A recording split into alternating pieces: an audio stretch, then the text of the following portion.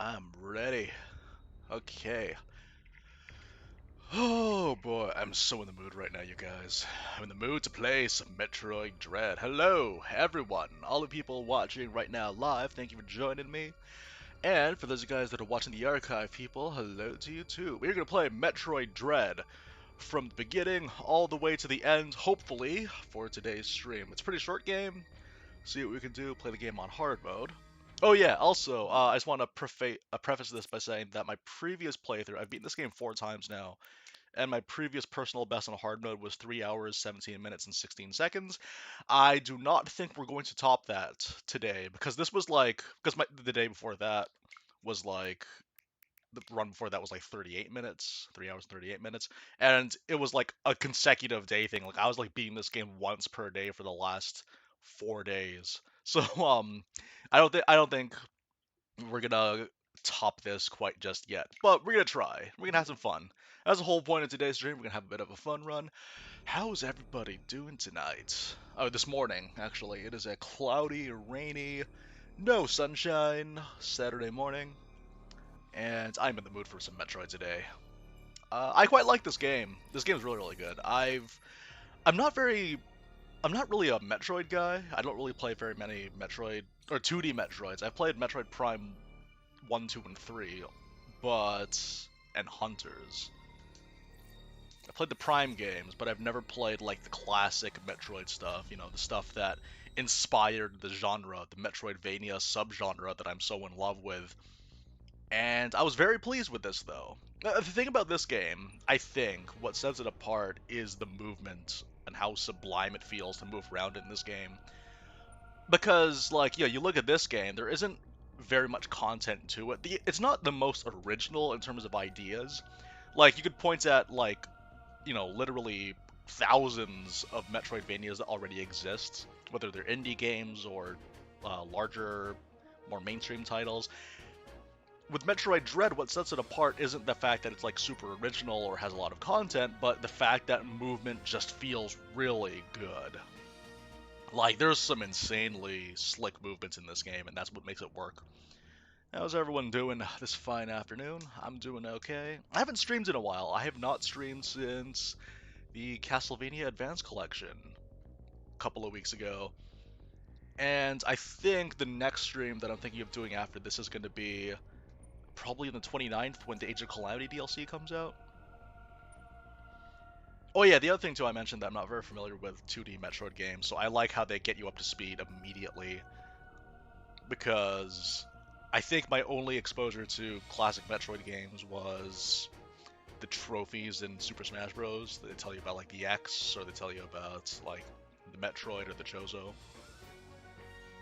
I think Super Smash Bros. Is the primary exposure for most people, I think, just because that casts like a wide net of the grand Venn diagram, so to speak, of how your interests kind of collide with Super Smash Bros.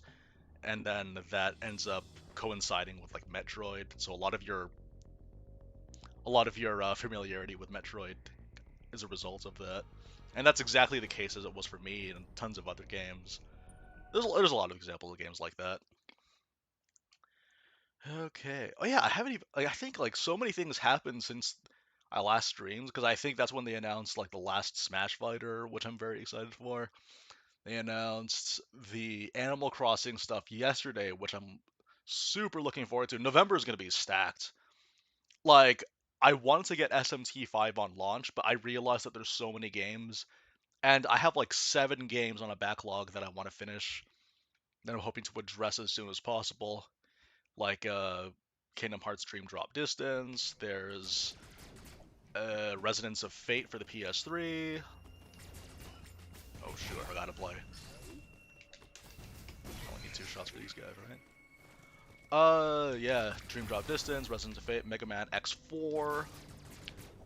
What else do we got? I don't know if I hit it.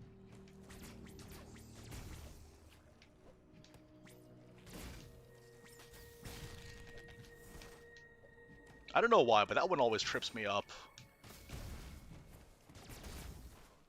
Yeah, Dream Drop Distance, Xenogears for the PS1. Like, this game actually cut... I was actually thinking of doing Dream Drop Distance right after they announced Sora for Smash Bros. But then this game came out. I wasn't actually anticipating getting this game, but I figured, nah, let's try something new. I'm always trying something new, and I wanted to, you know, play this on stream as well, so that's definitely a component of it. Like, this game is just, it's so clean. Like, just the act of playing it is just the best. And the thing is, too, like, last year, one of my favorite games from last year that I played was Cuphead. And this game actually has a lot of similarities to that one in terms of just, you know, like, 8-direction aiming, dodging things while shooting. All that good stuff. Sorry. All that good stuff. Oh boy. Let's see how far we get. I'm not sure if I'm going to beat this game in one sitting, because I don't think I ever had. I think I take small breaks in between. But for the sake of you guys, we're going to see how far we can get. Oh man, I have to bring up my list.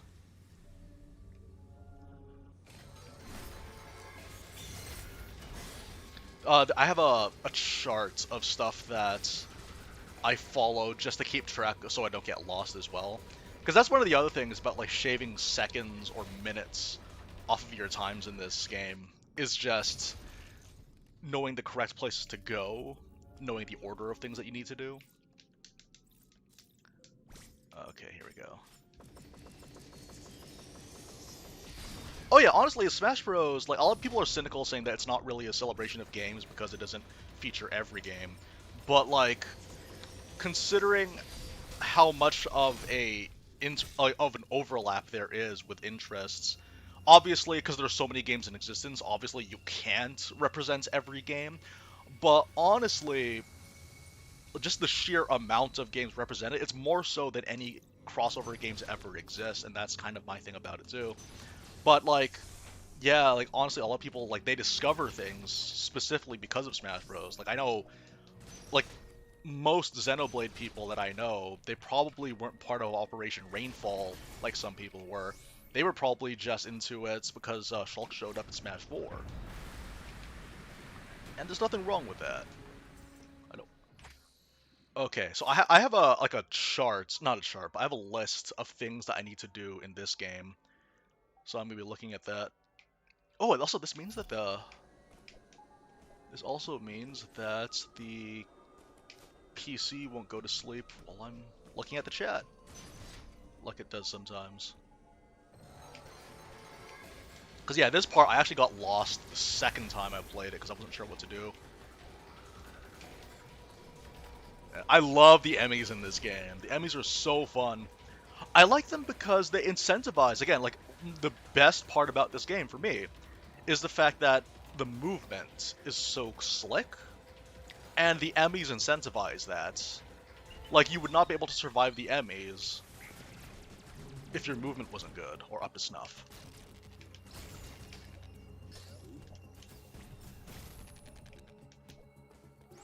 And it's great. Also, it's really tense. I mentioned during the Age of Calamity stream for the DLC that, like, Metroid, it's not a horror game. Metroid Dread isn't a horror game, but it has a lot of good elements that like all the best horror games should have. And no pun intended, it's the sense of dread that you feel. That, you know, you see an EMMI zone and you think, oh no, not this.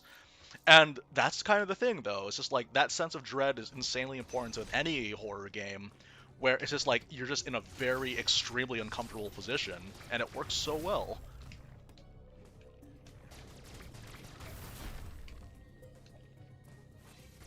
Oh, also, I have no idea what sequence breaks are, so I'm sorry.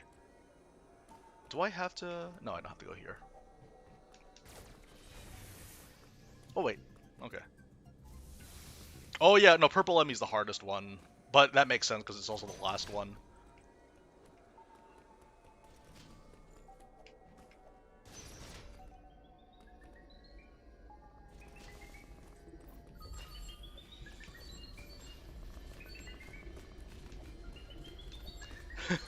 I think part of the reason why I'm so accustomed to this kind of situation as well is because my first owned console game was Wind Waker. There was like a lot of stealth segments in that game. So sneaking around on things that could easily halt your progress is like common for me. Also, hey Jared, how you doing? Oh man, this game's great. I like this game a lot. Which is funny because I wasn't really particularly anticipating it, but when I started playing it, I was just like, this feels right. It's similar to how I felt about Breath of the Wild when it first came out. It's like, this feels correct. This feels like the correct way to move in a video game. Oh boy, what else games do I have in the backlog? Oh yeah, there's also Nioh from Team Ninja, which is that Souls-like game. That game came out in like 2017, and I haven't... Like, I love Souls, but I haven't played it. I haven't really picked it up. Because at the time, I don't think... Yeah, I didn't own a PS4 at the time, but I ended up getting on PC instead. But yeah, honestly, all the EMMIs though, like they all bring something new to the table that incentivize, different uses of. They all incentivize like different tactics for getting around them.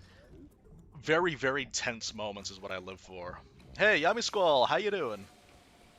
Uh-oh. I keep forgetting that I don't have a charge yet. Oh no. Okay, that's fine.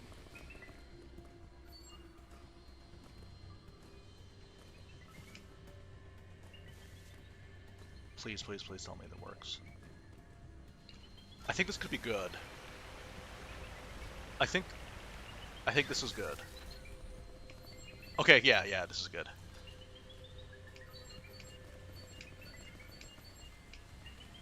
Oh, okay, I didn't think he would come from above. Okay, because normally I'm used to him, like, catching me right when I'm there because I got detected so early. Fusion was your first Metroid game? Fusion was Metroid 4, right? Because yeah, the thing is, I tend to get it confused. It's funny because I mentioned yesterday how happy I was. I was talking with some friends on a voice call yesterday, and I mentioned how happy I was for the Metroid fans because they finally got a game. Because I'm a Zelda fan, and the thing about Zelda fans is that we complain when in reality we literally get one game per year. So it's like, it's a spin-off or it's a mainline or something. And then you have that with like Metroid where like they've waited so long to get their fifth game in the original series prior to the Prime series, and like that's been dead for such a long time. And then they finally got it. So I'm just kind of thinking that it's like the equivalent to that would be like if like Zelda fans were like if The Legend of Zelda was a super obscure like niche title where like it's only this year have we gotten Ocarina of Time. That's like the sad thing about it. It's just like because like imagine though just like the landscape because Ocarina of Time of course is the fifth Zelda game, and yeah, getting Metroid 5 finally is just like I feel so happy for you guys. I feel so happy for the Metroid fans. It would be so heartbreaking if Ocarina of Time came out this year. Oh, that was awkward. Don't do that again.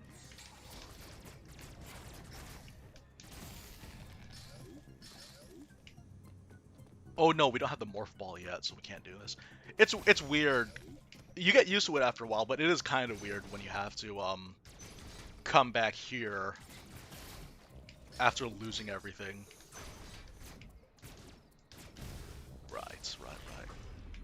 Oh yeah, I remember my first playthrough back. This actually threw me off because I thought maybe I have to go for the central system, the central control system immediately. But as it turns out, no.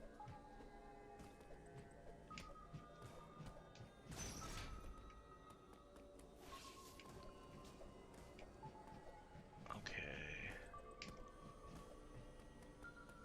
Is he gonna be on the other side? Oh no, he's okay. He's on the left. But yeah, I was really confused though because like, when it came to the Metroid games, the last handful, the last handful were either I think they were mostly just remakes of older games, which was surprising to me. So yeah, it would be like, you know, like, oh man, like just imagine though, again, from the Zelda perspective, it's uh, like remaking like Adventure of Link, and that would be like our only game for a while. Not to say that a remake of Adventure of Link would be an inherently bad thing, but just like imagine that that was like the only Zelda content that we got for like a decade. It's just like that really puts it into perspective if you look at it from there. Like yeah, you have you know, like, and then of course, A Link to the Past. It just keeps getting re-released the same way that Metroid 3 does. Oh man, I'm just thinking about that though, and yeah, and it's just a remake of like Zelda 1 instead of Zero Mission. It's just like, it's a sad thought, but it happened in a way. I forgot how to fight. I'm sorry.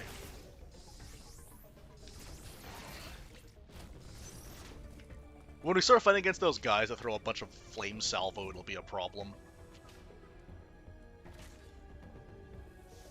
Oh yeah, do you know what? Later, Jared, after the stream, you have to tell me about Shine Sparks. Because there are some Shine Sparks that like I've seen, and I'm just like, how does this work?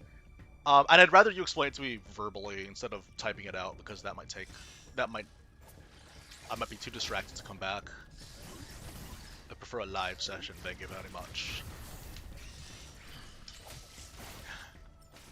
Metroid Prime is playing in front of a live studio audience. I mean, Dread, not Prime.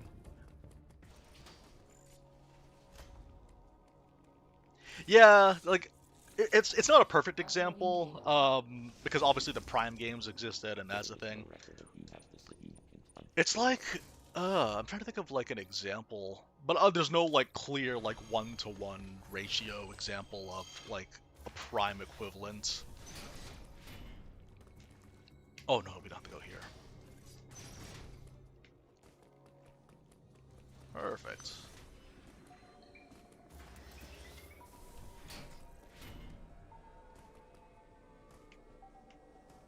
Like, I love the atmosphere of Metroid games. Like, Metroid Prime 2 was just like, it was so creepy. Metroid Prime 2 had this deliberately creepy, but then it also got like into this sort of epic light and darkness, Lord of the Rings-esque. Like, all that good stuff. Here we go.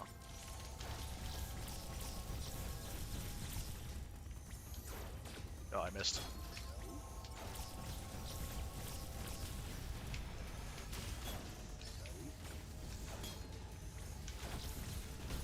Oh no, I got hit! Oh, this is bad, I got hit! Oh no! Oh, final boss is great. I hope I can reach it soon. Second phase, it's one of those things where you have to like predict where he is going to be, because it's an airborne boss, right? But the third phase is going to be like... it might be the one that I get stuck at, to be honest. But yeah, we'll all get there when we get there. How did I do this last time? What was the fastest way of doing this? Oh, okay. Let's spray and pray. It'd be funny if he just showed up behind me.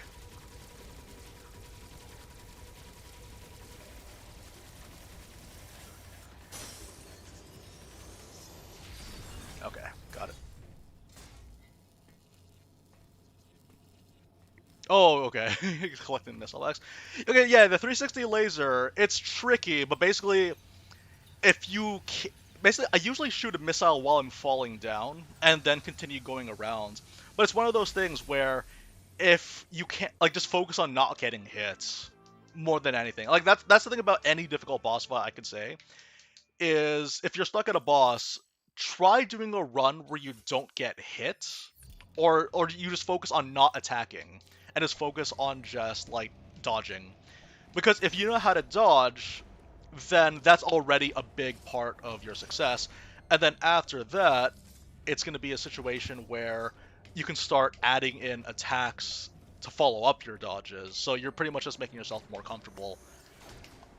Oh, I forgot. It takes 2 hits at this power. Ugh, this is so awkward. Oh yeah, but of course, like this. Of course, the best thing I can say also is just do the first phase as flawlessly as you can. Do the first phase flawlessly as you can, so that in the very least you give yourself a little bit more wiggle room for when the second phase kicks in. But we'll get there when we get there. I don't want to spoil it immediately for people that haven't played it yet. But yeah, just for any challenging boss, though, I would say the general rule of thumb is do not try a run where you just don't attack.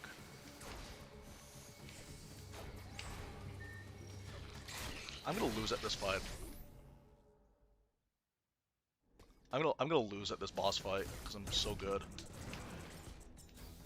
I'm gonna keep missing all my missiles.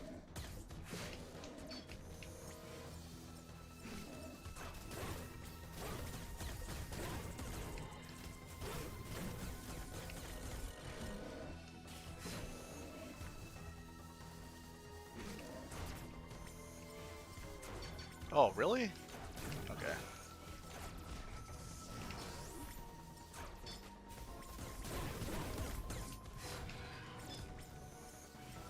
I keep missing his face. Why?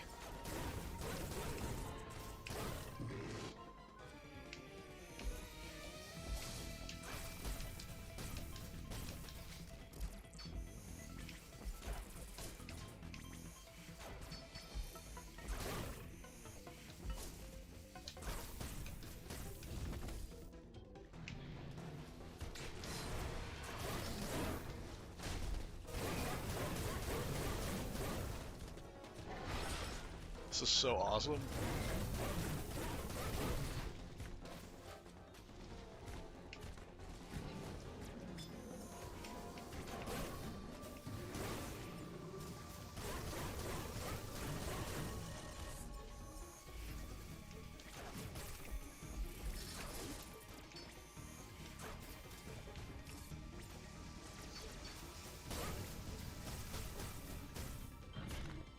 Okay, got it.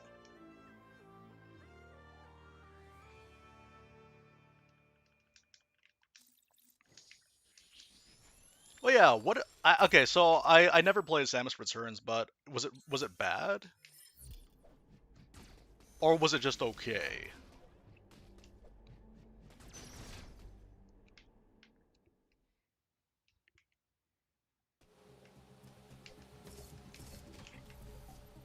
All right. Okay, because my previous run with the Torpius was like I was very pessimistic about it, and he saw me missing a lot. I completely forgot how to aim at that thing. Oh my goodness, this movement feels so good. Like this is what movement should feel like.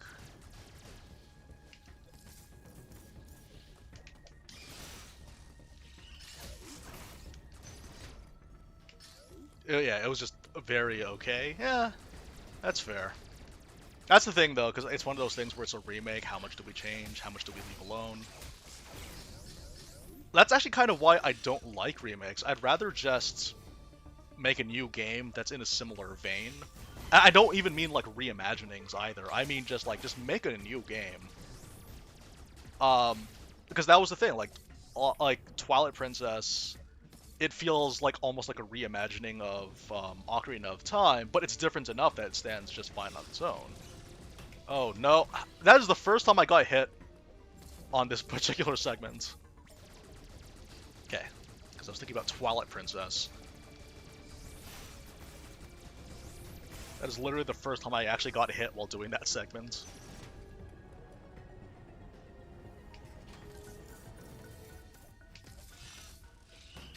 Uh-oh.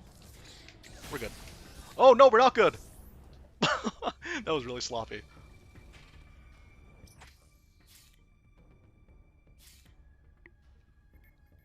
Okay.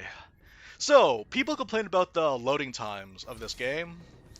I actually don't mind them because it gives me a chance to, like, scroll through my charts that I use for my runs.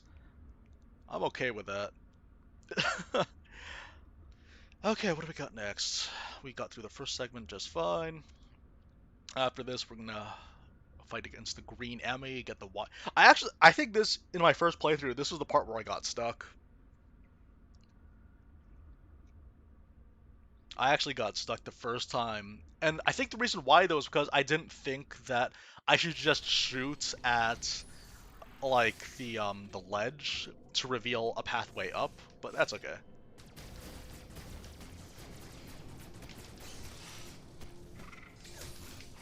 There we go. Oh man, I'm gonna die. I messed up so badly.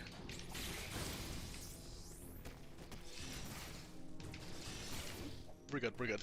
Oh man.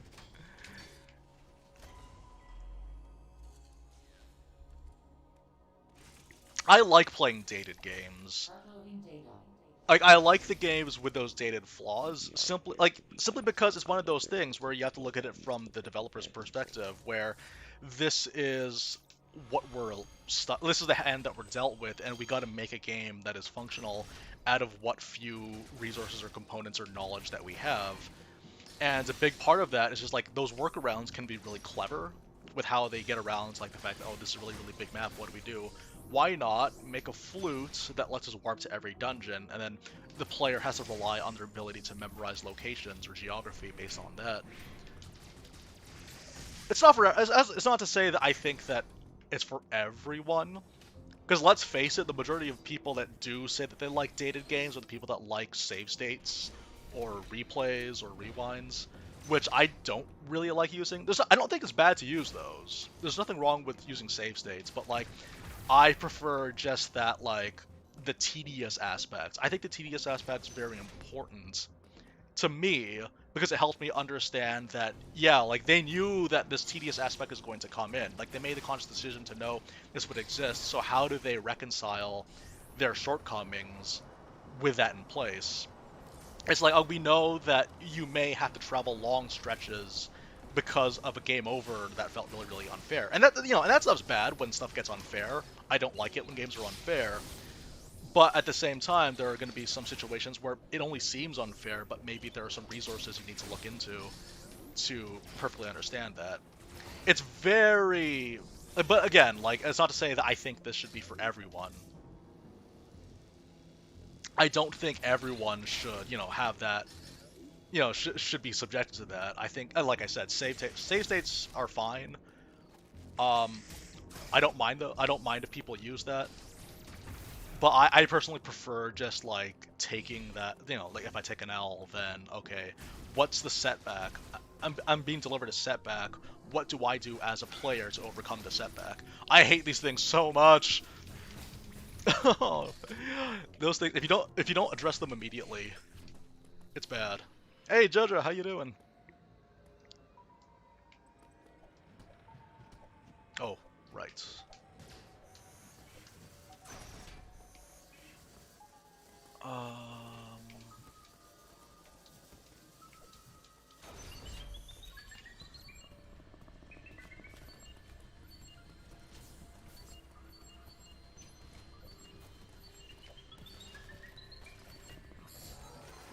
Here we go.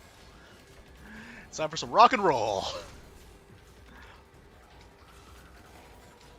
No, but yeah, like, honestly, I like antiquated, outdated gameplay for what it is. Not necessarily because I think it's a good thing that it should be in games, but I like just that sense of, like, okay, if the developer had self-awareness and they knew that this existed, what are they supposed to do to reconcile that with the player? And as it turns out, some games are actually smart enough to know that, okay, yeah, this is unfair. We're going to make it easier for you to get back. But the worst games tend to be the ones that don't think like that, where they just go, yeah, if you're screwed, you're screwed. And there's nothing you can do about it. Whereas in, like, older games like, like the first Zelda game, for example, it seems really antiquated and outdated by a lot of people, but there's a lot of components, though, that work really, really well to sort of reconcile the fact that this is a challenging game, but it doesn't have to be. Alright. Come on, give me some health. Also, the thing about this game, it's challenging, but it's really generous with HP. Like, there's so many, like, near deaths that you saw me do in the stream so far. And, like, they're really generous with the rockets as well. the missiles, that I could just spam away at the missiles against the high threats and I'd be fine.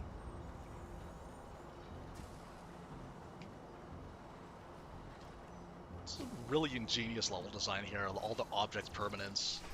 Recently played another game with brilliant object permanence. Uh-oh. I didn't think he'd respawn that fast. Ugh! I thought I could make it in time. I didn't think the lava guy would respawn that fast. I think it's like...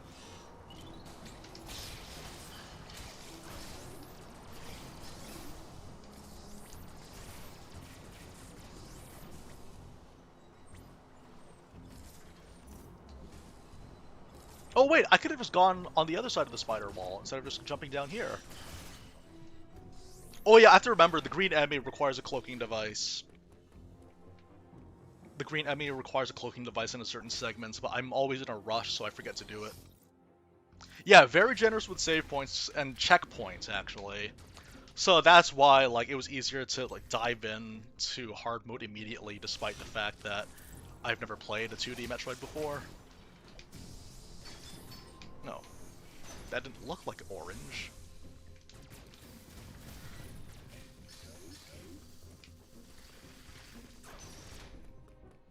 Okay, yeah, this next segment is going to require cloaking device. Let's hope I don't mess it up this time. Oh wait, no. The part after this.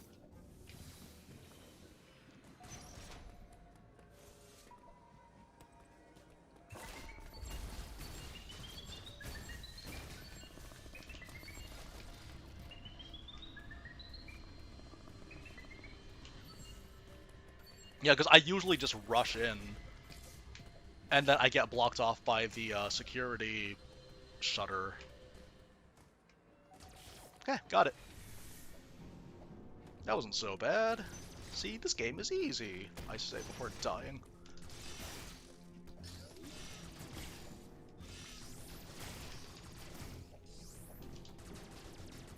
The fact that she can cling to walls while shooting is great. Oh! No!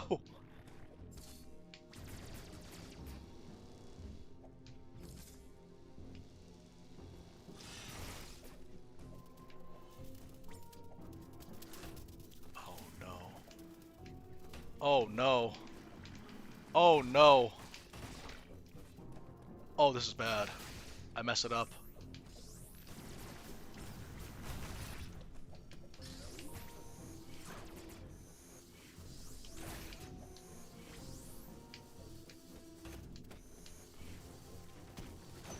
It could have been so much worse.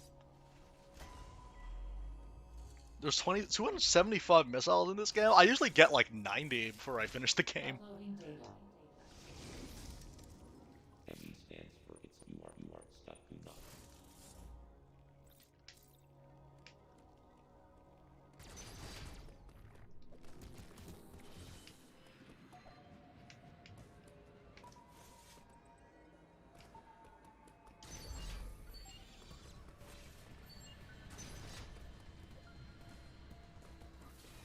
Should be getting wide beam soon.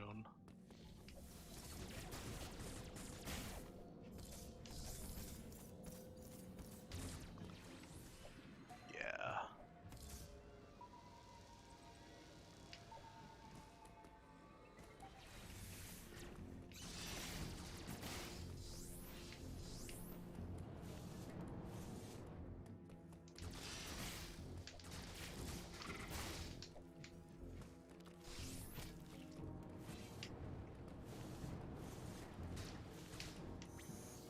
And this game's fairly intuitive with its design too. Like, if you want to know how to avoid damage, there's a good chance that there will be obstacles in the way that'll show you how to avoid something, which is nice.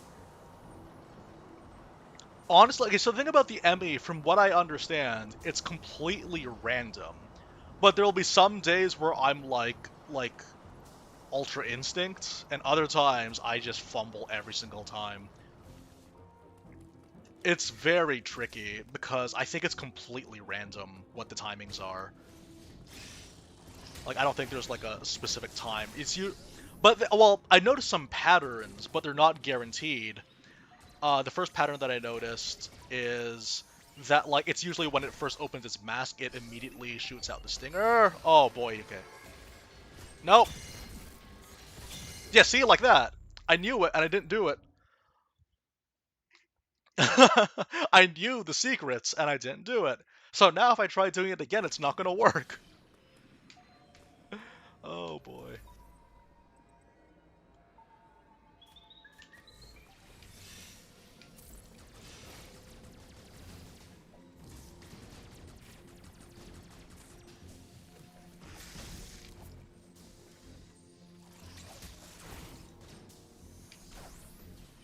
Um... Yeah, we don't have to go anywhere else. Yeah, honestly, like, I usually get, like in the late 80s for missiles.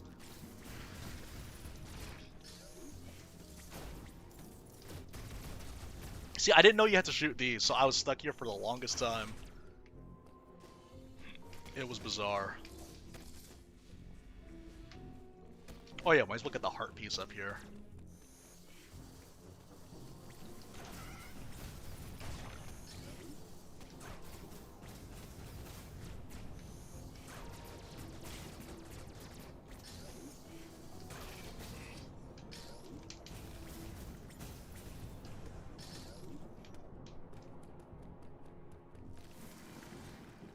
Oh, there's another one. There's another lava dude. It's like those molten crystal lizards from Dark Souls.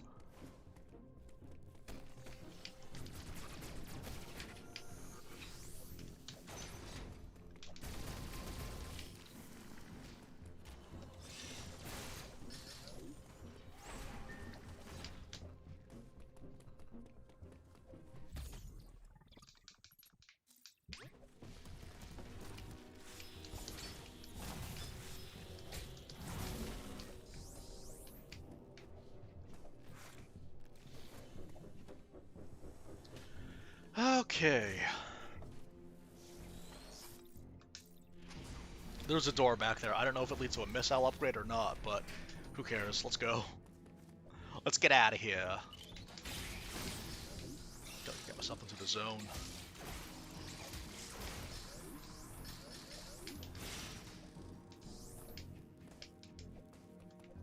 And I will say, like, yeah, getting an upgrade always feels good, because it results in something cool happening.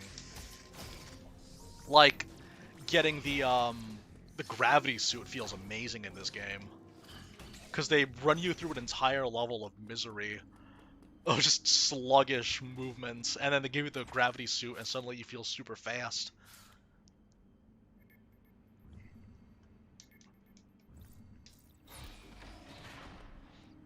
All right.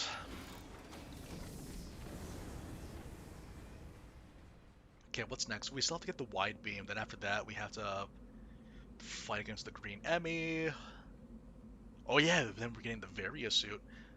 You get the Varia suit. I was surprised at how fast you get it in this game, because I saw that, you know, this suit that Samus is wearing right now is like, it's like in all the box art. It's the one that everyone sees, and this is like marketed. But they give you the Varia suit really fast,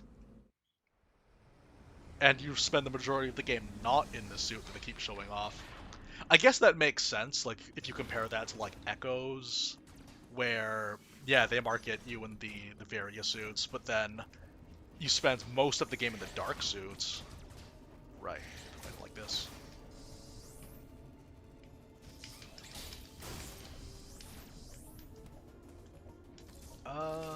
Okay. I always thought that these things were like hints. Those moths. I always thought they were hints. Whoop.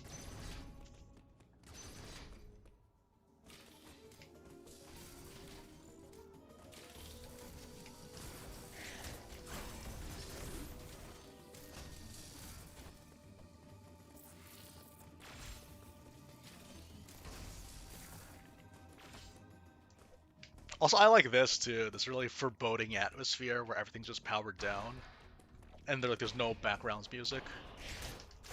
It's nice. Like, A plus for atmosphere in this game. Or in this series, rather. Like, Echoes had some really nice atmosphere.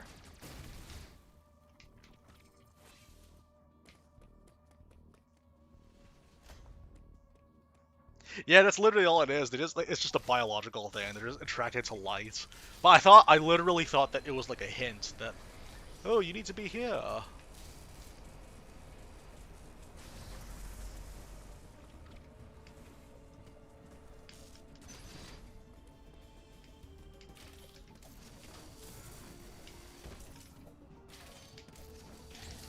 Come on, I pressed the button.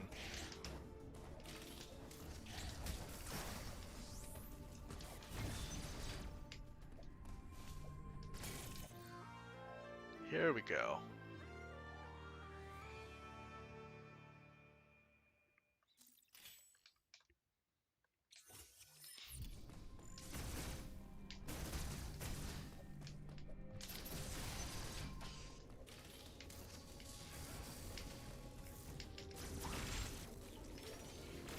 Uh-oh.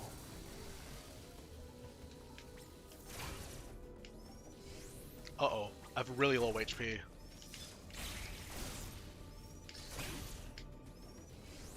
Okay, we're good.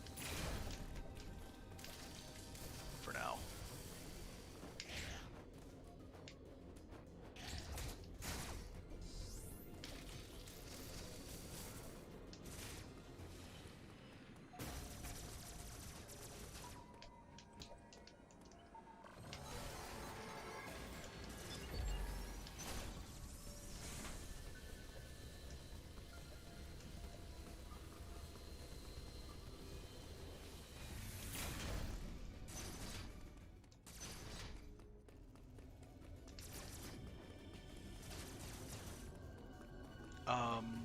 No, yeah, we can still go through here.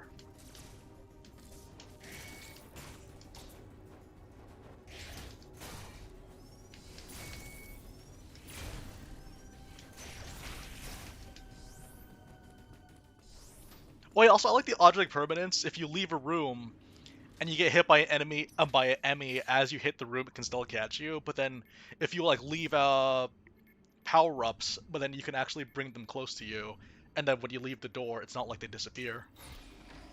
Okay, hang on, I'll be right back. Quickly take a bit of a stretch break, and I'll be right back while this thing is going on.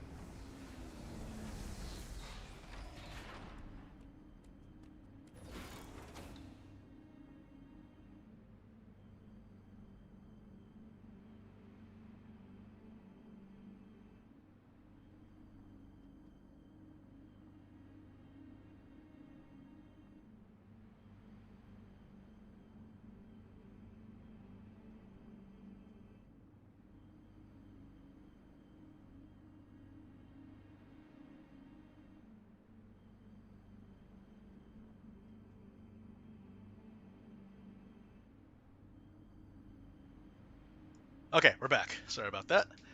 I wonder how much time I lost. That's okay, whatever. We're not really doing this for a record or anything like that.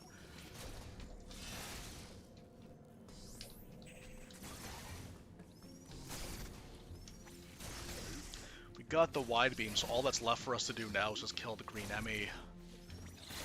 I'm looking at the chart that we got right now, and things are going on pretty smoothly.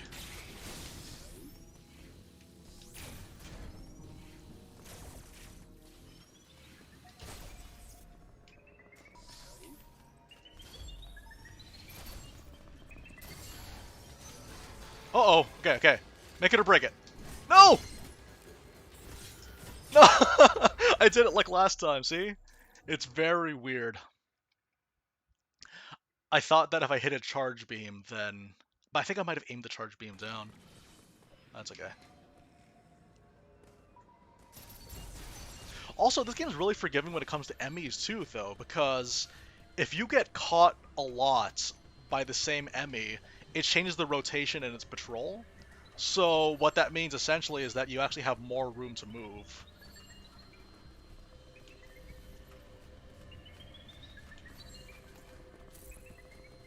You have more room to move around in.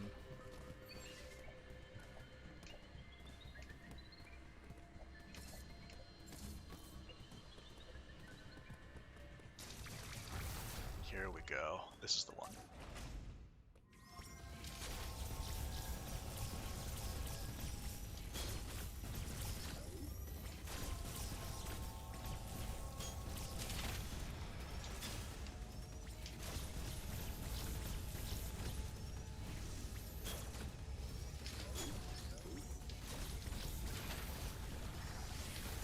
Okay.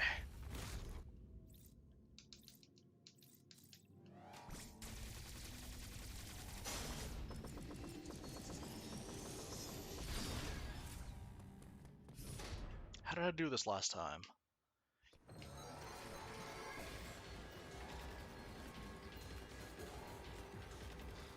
It's gonna come from the left, right? Yeah.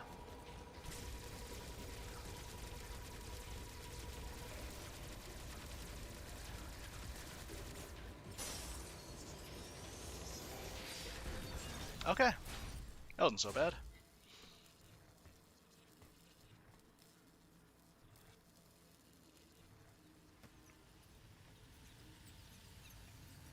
Oh, right, yeah, they give you the Morph Ball after this. Okay, so, next up on our list, we need to... Oh yeah, there's a teleport to Arteria that we need to take. Take it back to the first area, get the Varia suit, and then make our way back to fight against you-know-who.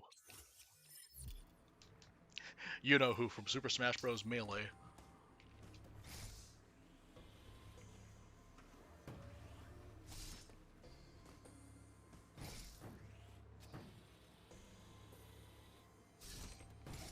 I think it's too, like, they leave missile tank upgrades in the spots that you're supposed to be going, so it's just like, yeah, there's your incentive to know where to go next. It's brilliant. The carrot on the stick. It's not just to trip you up, sometimes it actually is there to legitimately tell you where to go. It's really nice of them. It's really decent of them.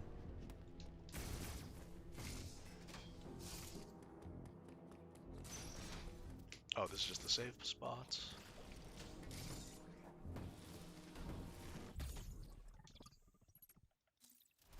Oh yeah, there's a missile tank upgrade that I have to risk my life to get. So we need to keep ourselves topped up for as long as we can. Eventually. We'll get there when we get there. Okay.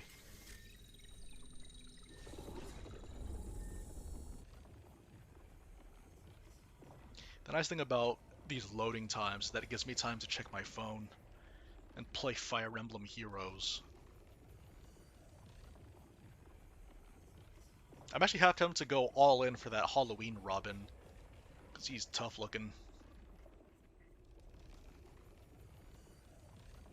And I could too. I have like 2,223, I think, free orbs stacked up since the pirate banner.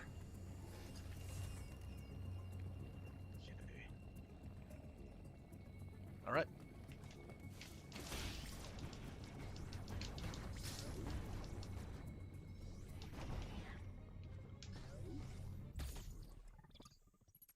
Wait, why did that open up?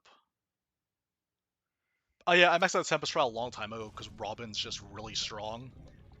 The thing about Robin is that since he has the near save, you can just literally put anyone in range of a melee attacker and he's going to just stomp them. Because he's an enemy phase monster. Hey RPG Slayer Lord, how you doing? I don't know if I can make it in time. Oh, alright, we got it. I wasn't sure if I was going to get hit by just enough time to get hit by that thing.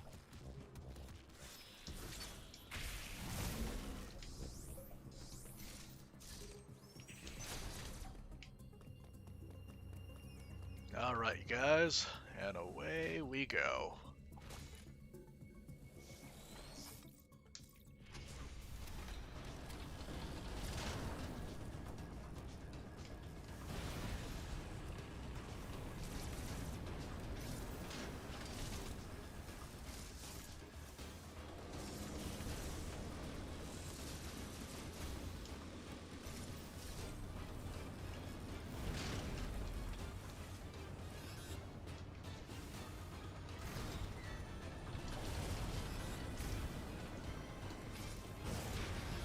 Oh, whoops. Okay, we're good. I want to get all my health back, because I know there's a segment where you have to like swim through the lava. And I want to have as much HP as possible for that one.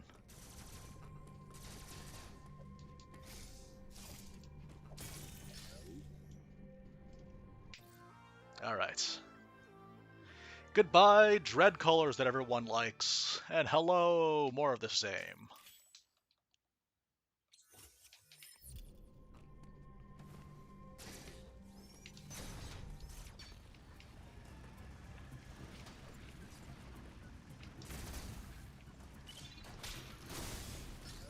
Okay.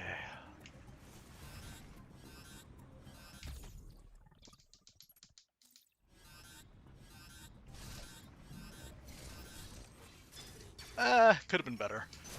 That's fine.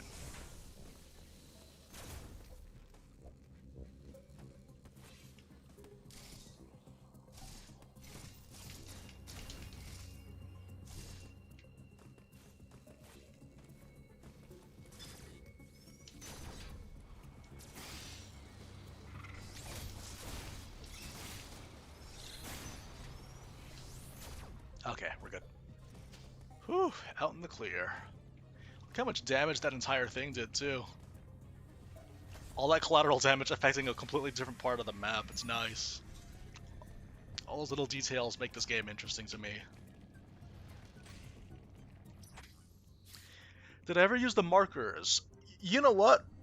I should have, but I just keep forgetting that they're a thing. Because the thing is, like, I know that there are some... I know that there are some parts of the map that show, oh yeah, I could actually come back here with an upgrade that I get, like, 5 areas later. But I forgot. I was considering doing just the thing where, like, I would just run through the entire map again in the order that I did for the original playthrough after getting all the upgrades. But that never materialized because I figured, nah, we're here, let's just finish. Alright, you guys, it's time for us to fight against he who shall not be named. The man of the hour.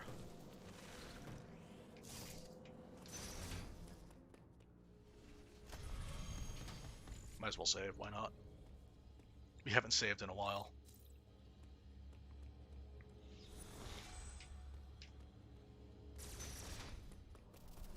This is probably going to be my first death, because I don't know what it is. I suck at the first phase.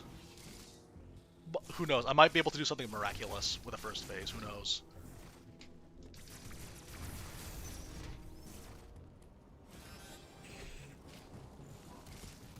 Okay, let's actually get our timings right down this time. Thank you.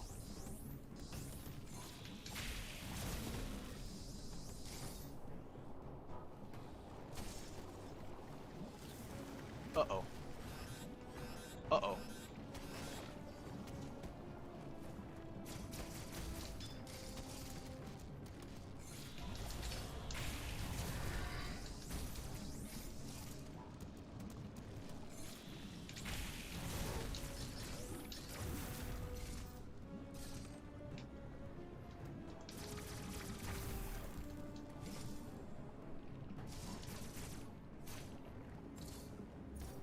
Hey, Auto Squad, how you doing?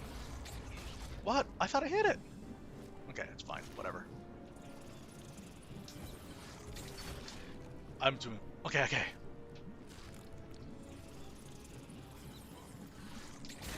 There we go. Thankfully, those things are a full heal, and they're before almost every boss. And again, like, this game's generous when it needs to be.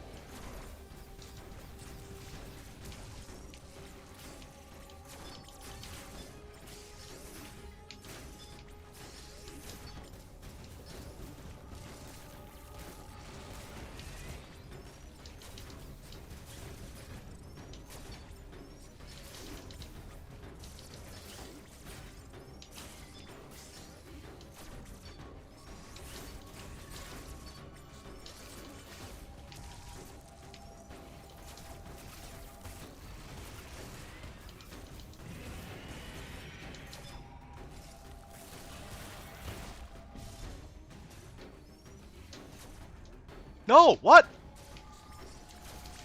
Oh, I held the charge too fast, that's why. That was bad.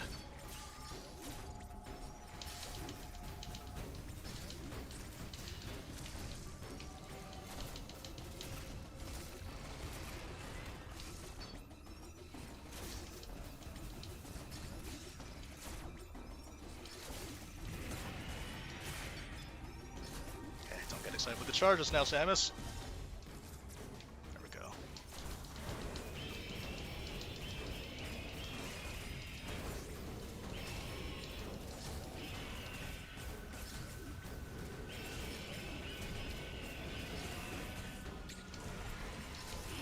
There we go. Good night.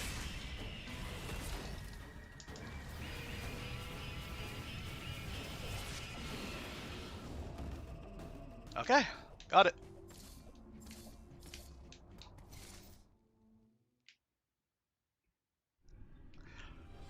Oh, I can't believe I missed that. I missed, like, the, because I forgot that you can't climb onto magnetic walls while you're charging.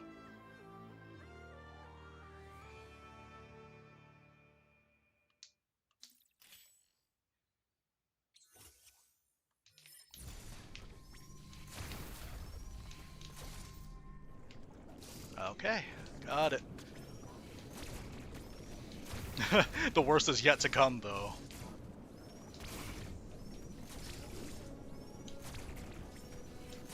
It's neat that you can hit these things while they're in the wall. Okay, let's get out of here. What's next? We need to go to Dyrun and get the bombs. Oh yeah, I remember getting kind of lost at this segment. Because I keep going the wrong way. I have to keep going upwards and not left, basically. So you're going northwest.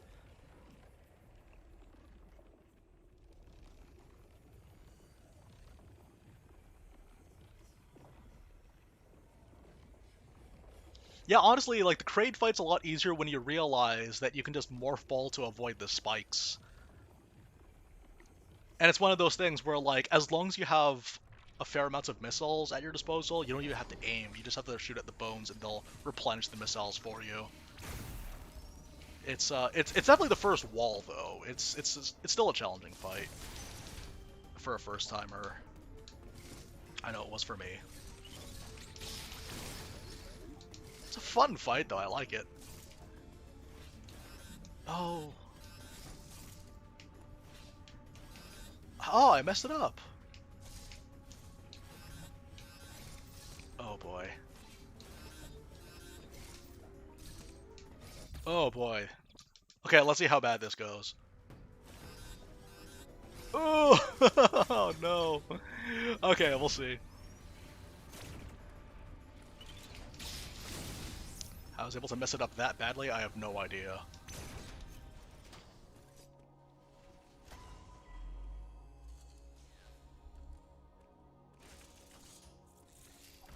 Uploading data.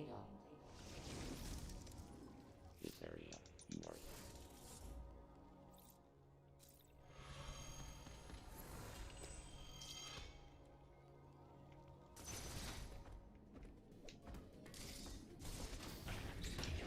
Oh no. No! I forgot those things are like immediate, like the moment they see you, they start charging at you. That was scary.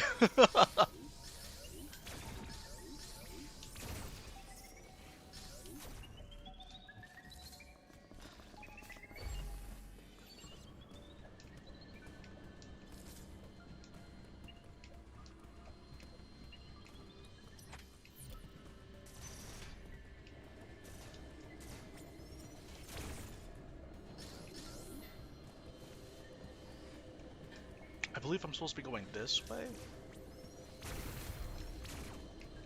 Yeah, this seems about right.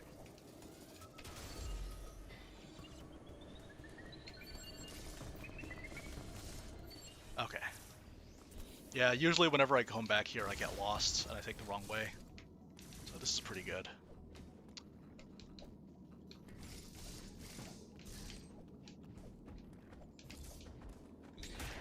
Yeah, it's like immediate.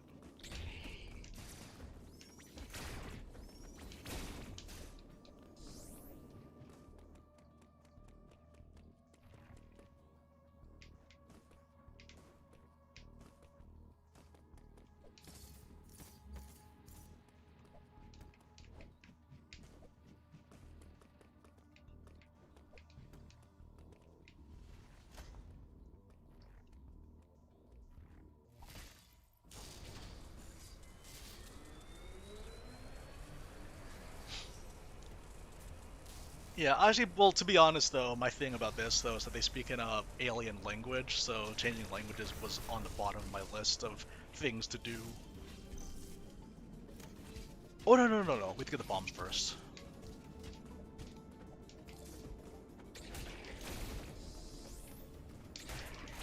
It's like immediate, you gotta do it immediately.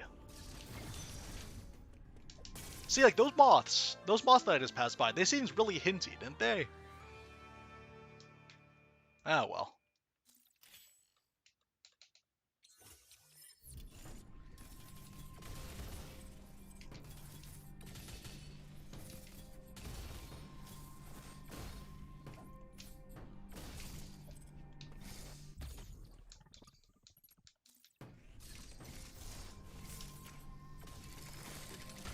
Okay.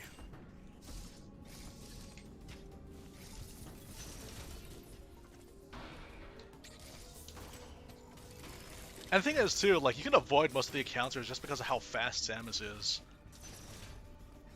You can avoid so many encounters this way. That's great. Like, she doesn't want for offensive options, but if you go for the damage, you could. Or you could just speed past everyone.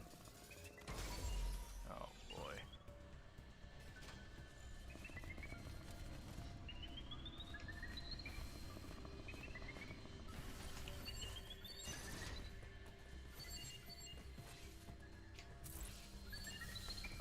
Oh no.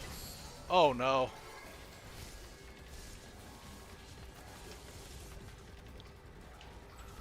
This isn't gonna work. Okay, okay. Here we go. No! Okay, okay. I wasn't sure where the exit was. If it was, like, far away or not.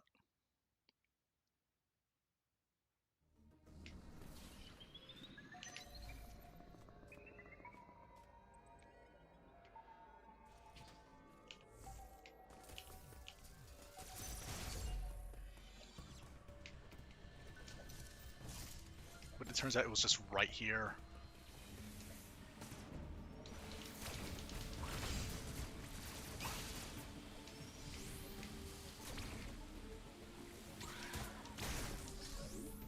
Okay.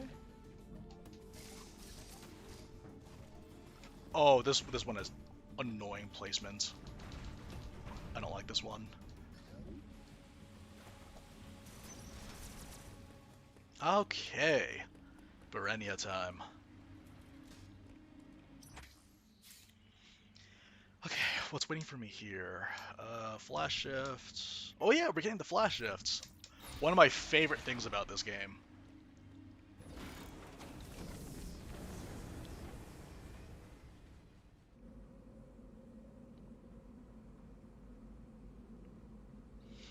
Okay, wait, so we got flash shifts, and then the... Oh yeah, we get to kill the yellow EMMI after this too. Like the yellow EMMI, for as annoying as it is, it's actually one of the faster encounters and defeats. Obviously, yeah, you have to fight against Kraid and all that, but when you actually get into the area proper, it's quite easy. But I'd say he's one of the more annoying ones just because of how fast he is.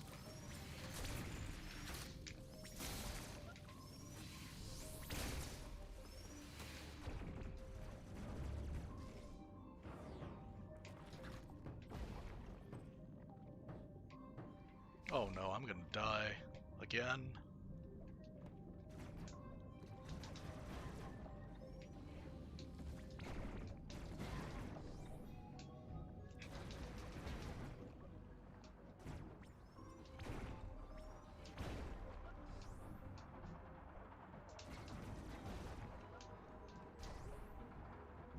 Right, I don't have the gravity suits. It's weird too, because like the first time you play this game and you get the spin boost, you think you can jump more, but no. It's just one extra jump.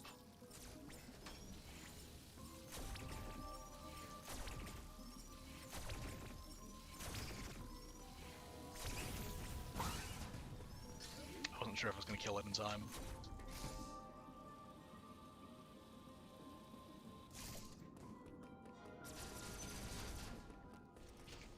Okay. Let's see.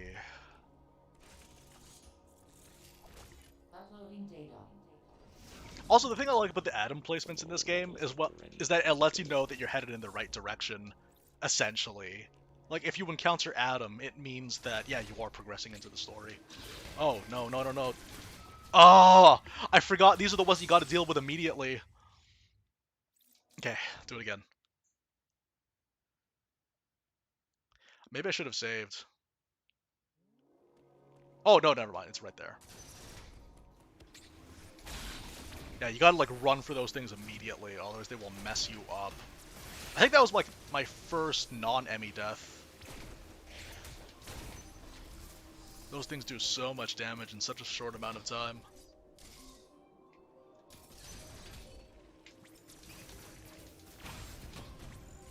Alright, here we go. Oh yeah, like this particular one, I never came back to this area, so I never claimed that missile upgrade up there.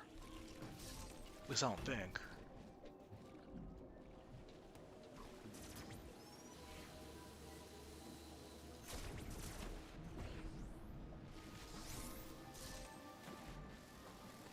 But that being said though, like the missile upgrades that you can get quickly are really, really good. Oh no.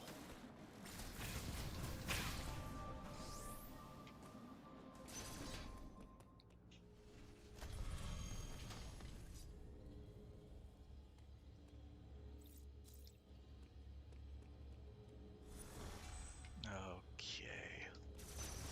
also like the foreground object in this game too. It's really nice.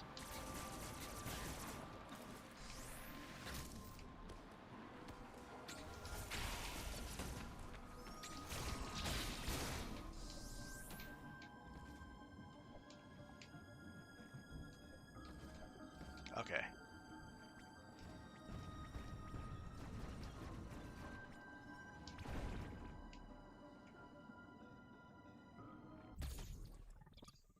Missile tank. Got ourselves a clean 59. 59 total.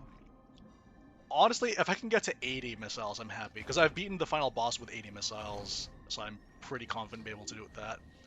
I'm pretty sure I could do less, because he does give you the final... Uh-oh. The boss does give you some additional chances to recover your ammo, but I'd rather be able to consistently put out the damage output and still make room for like mistakes like missing.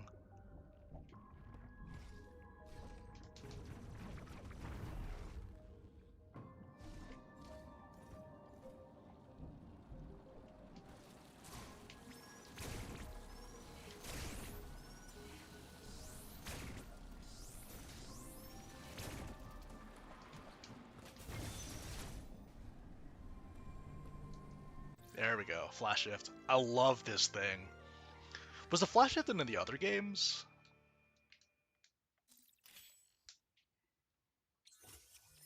If it was in the other games, it's a missed opportunity to add this thing into Smash.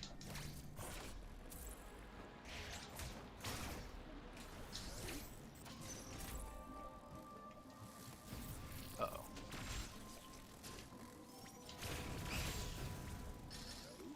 I really don't like these things.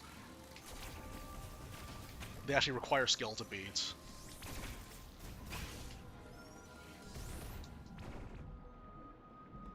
Unlike all the other enemies where you just have to hit the counter button and they're gonna run into your counter. Come on!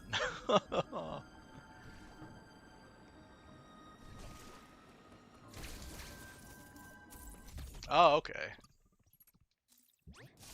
It was a Samus Return thing.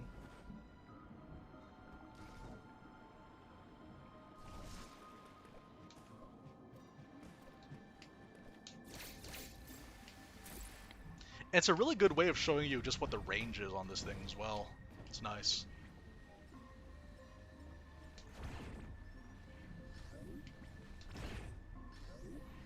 It's like a vampire, just leech all that HP back.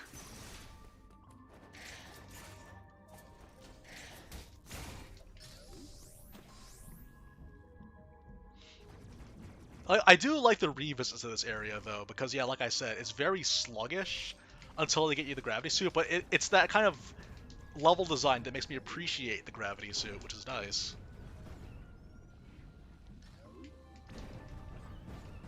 I want to stream a Zelda game again sometime. It's been a while.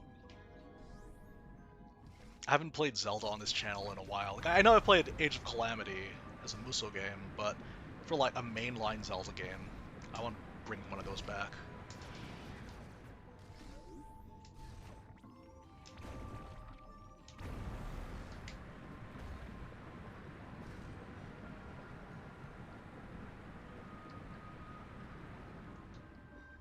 Oh, a slow time. That's interesting.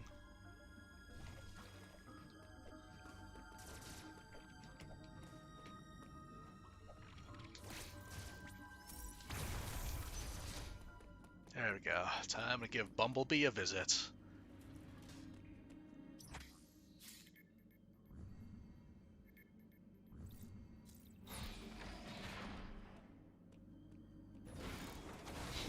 Oh yeah, it's that little environmental storytelling with the Chozo race.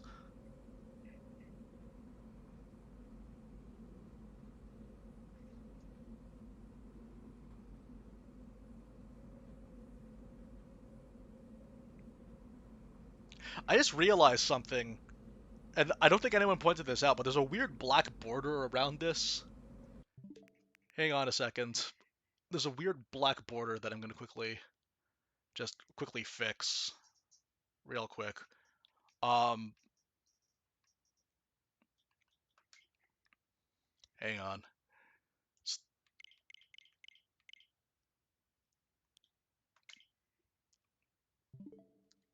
Okay. It's just like, how come no one pointed this out?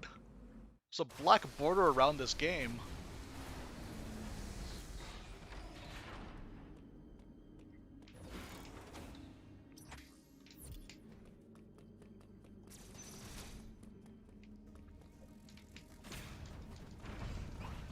That's how you know no one's paying attention. Yeah, like this.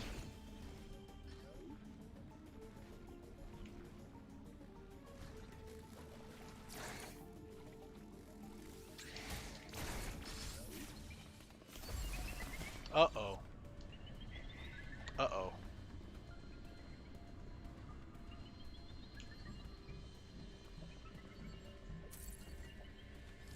Uh-oh.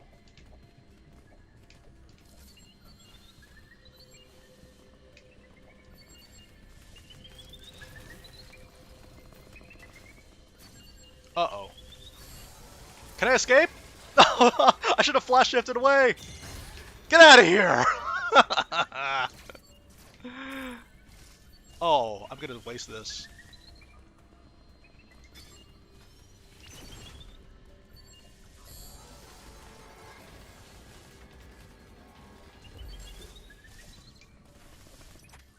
It's this way.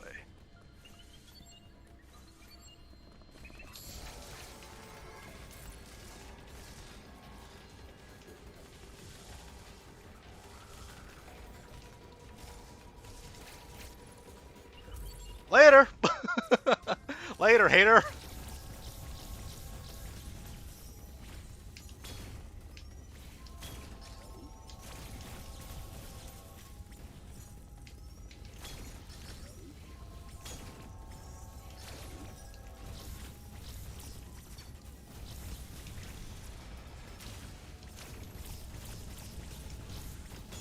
Oh no.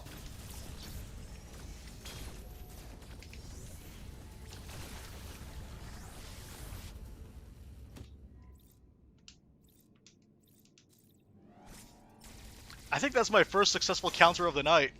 Or morning. What time is it?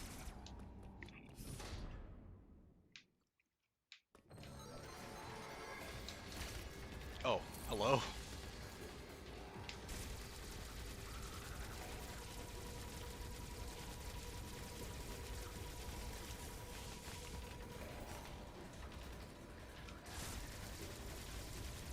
Oh. No, that was bad. That's a bad angle. So quick.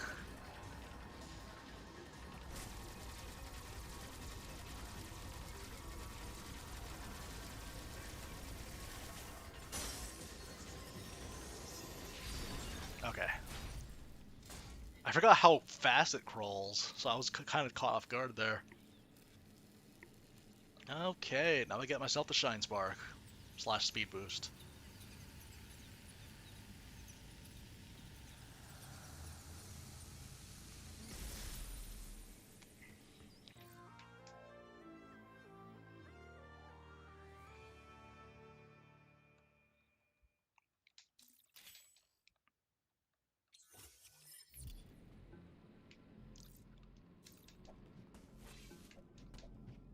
Okay, I need to get the grapple beam next, right?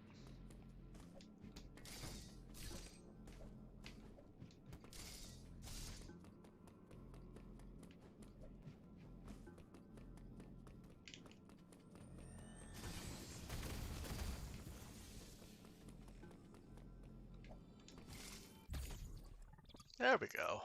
Another tank.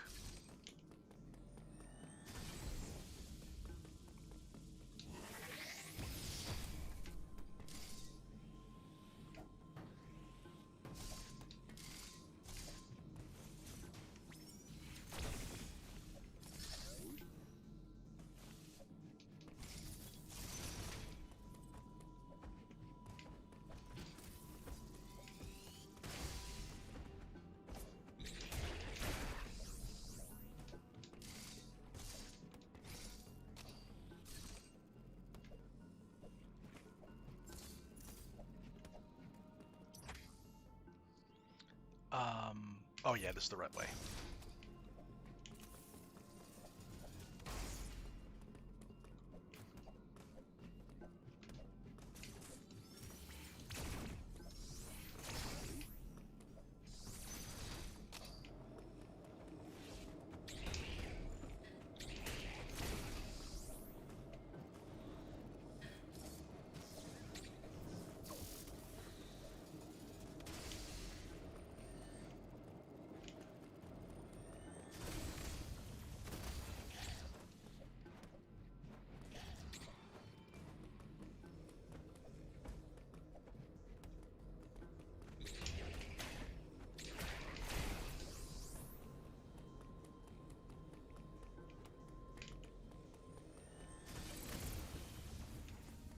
Okay, we're in the correct place. I gotta take the teleporter.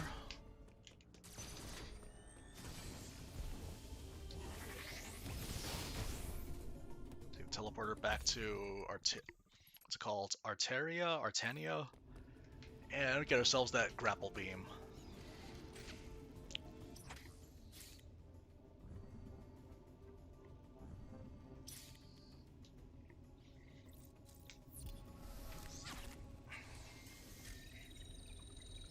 Let's see. We've been streaming for like 80 minutes, which is really good. We're making some pretty good time for this then. We're heading up on a boss that I consider the most disappointing boss in the entire game. So it's going to be great when I die to it on stream for everyone to see. It's going to be a great day. I wouldn't call it a speed run. It's more like a fun run. I'm just playing for fun. I'm just like... I'd like to get less than my personal best, but it probably won't be. Just because. Just because, like, I know that my performance is worse in streams, so why put that added pressure on it?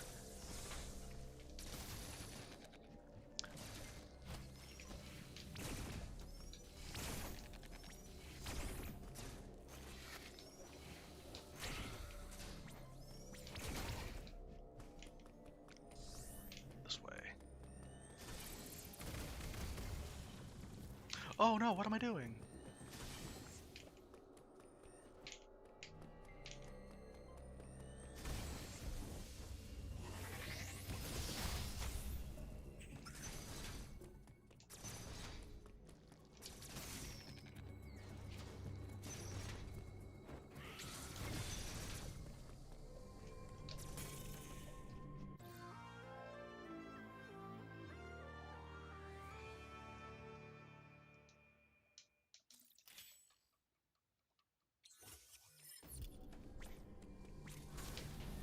I remember seeing like a 0% speed run, which I thought was kind of cool. I don't know how they did. I'll have to look up how they did it because I kind of want to try that for myself.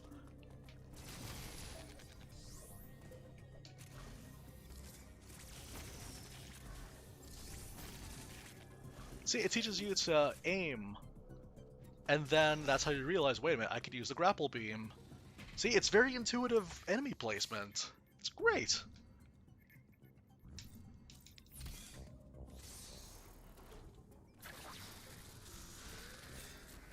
Oh, we have to fight against the Chozo first, though.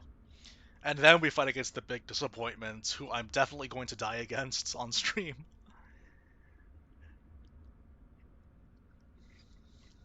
Honestly, though, like the Robo Chozo fight, I would say the first and second one that you fight are probably the toughest ones. When you fight against the duos, it's a lot more manageable because you're better equipped for the role.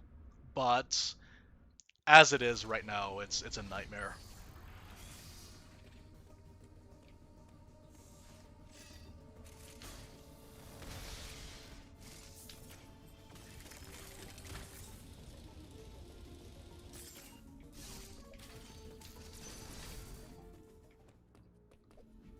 Oh, right, right.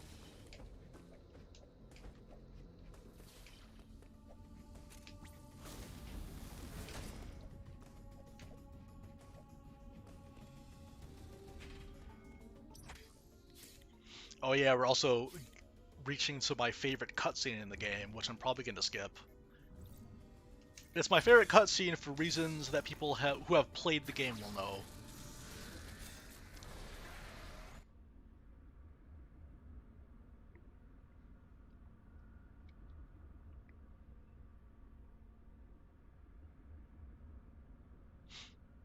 Yeah, unfortunately, I don't know anything about sequence breaks.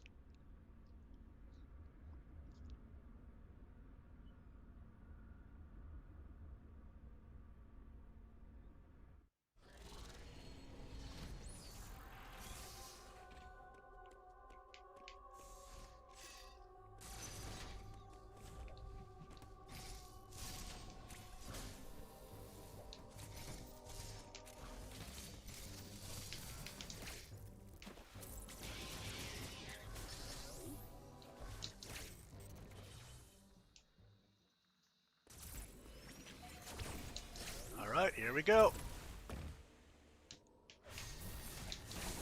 Oh man, I ran into it like a fool. This is bad.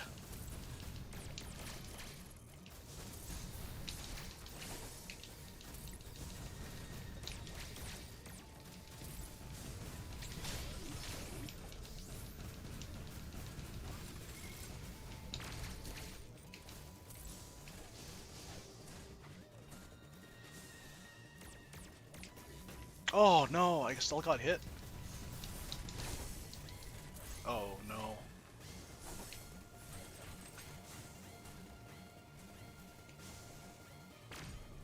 Oh! I thought I could jump over it, but the angle was bad.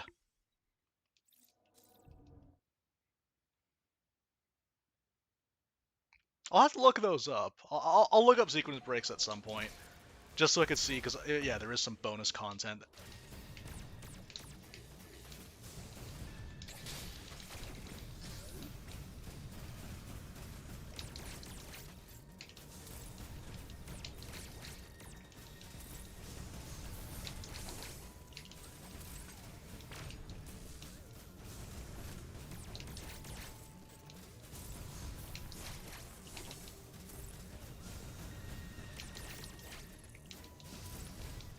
See, it's easy if it doesn't hit me.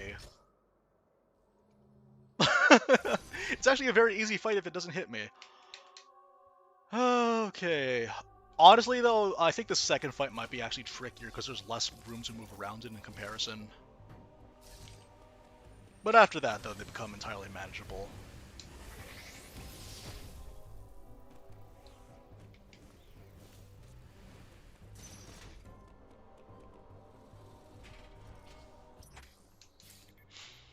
Okay, we go back to Dairon, then Berenia. If I were to have a gripe about this game, and it's more my fault than anything, because again, I've never played a 2D Metroid before, there's so much going in between areas that I'm not sure if it's actually where I should be going. Whereas I'm thinking that maybe an entire area should be a level all its own, and then you kind of graduate from that level to the next level. It's a lot more conventional what I'm talking about, which is probably what this game was trying to break away from in the first place. But yeah, I think that's like it's a nitpick more than anything. I wouldn't even call it a complaint. It's a nitpick that there's a lot of just moving in between areas where I'm not even sure if my business is done in this first area. So it's like, why are we moving on to another area where I feel like I'm stuck in this other area? So it's like you're kind of going on and you don't even know if you'll like be able to succeed in this next area you're going into, because for all you know you're blocked off everywhere, but that's not the case. I have them.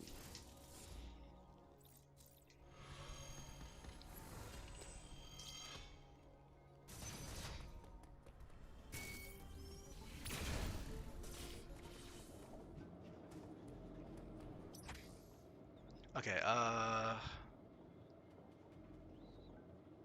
yeah, we're literally just making our way back to Berenia like the old-fashioned way.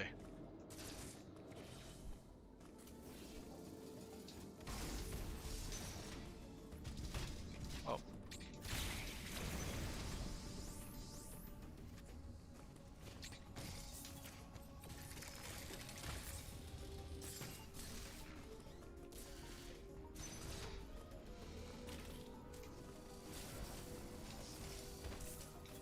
so yeah, I like how they showed the experiments before you actually encounter it as a boss fight. That's nice.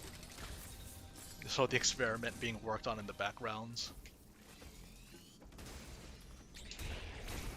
And because you're the person that turned it on the power, technically you're the one responsible for it existing in the first place. If you left the power off, it actually wouldn't have been able to finish.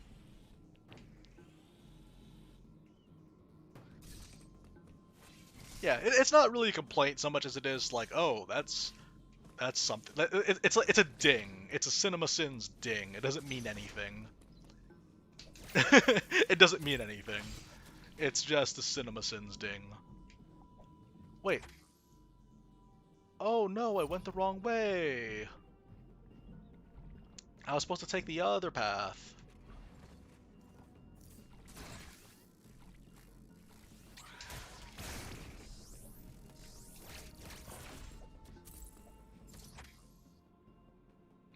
I think. Yeah, sounds about right.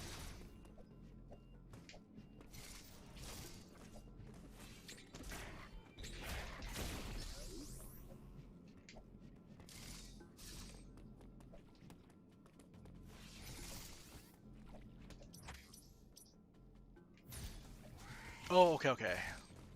This place.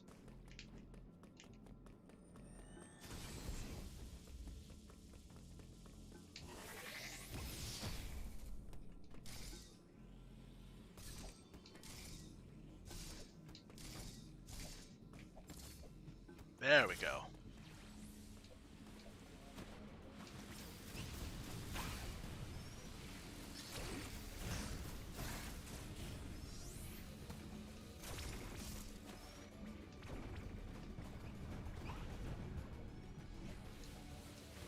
I really dislike the placements of that one. They knew what they were doing.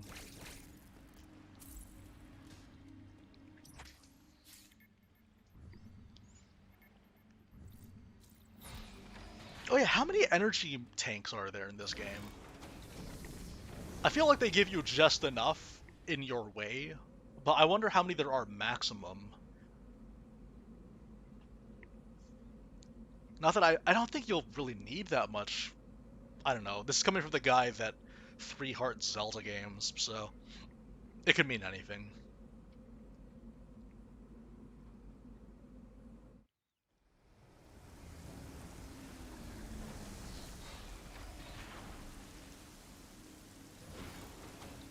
All right.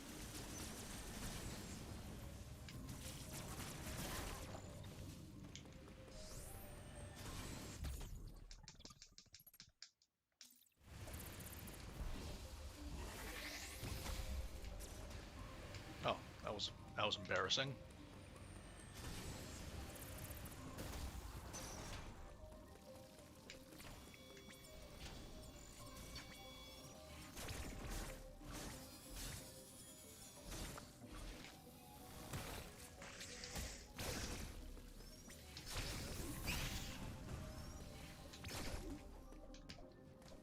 Oh yeah, and the color coding. So yeah, that thing had a blue glow to it in the same way that you can grab the things with a grapple beam.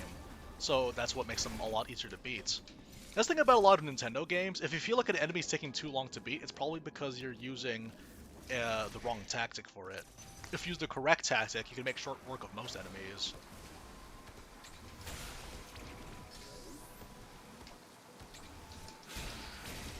Oh, I didn't think I could get it in time. That's nice. Come on. That's fine, whatever. I think I'll just dodge everything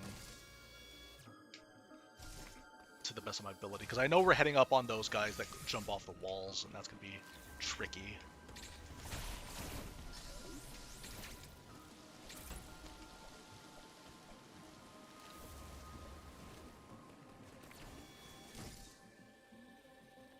Alright, so we're going to go fight against a boss that I consider to be an insanely easy boss, but I'm going to die against it because I said it was an easy boss on stream.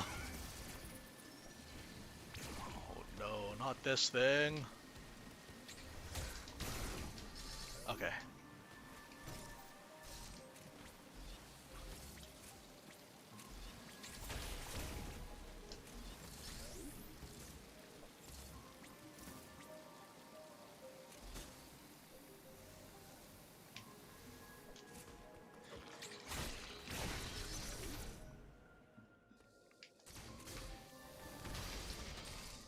Alright guys, time to die to this boss, despite it being the easiest boss in the game.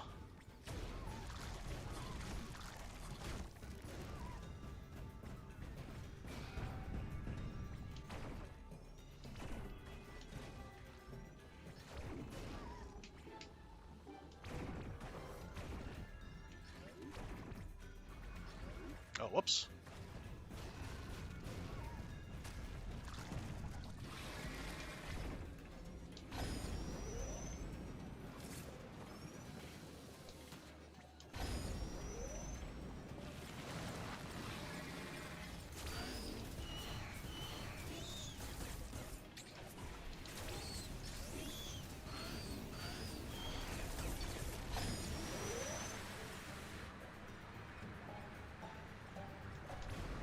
Oh, wrong button. I don't know how to dodge that attack.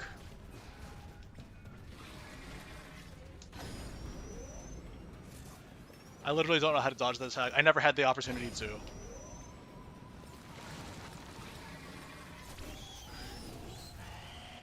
Okay, we won. That fight, it's like the encapsulation of like the worst 3D Zelda bosses, where it just has a really generic design and it takes like 3 cycles to kill.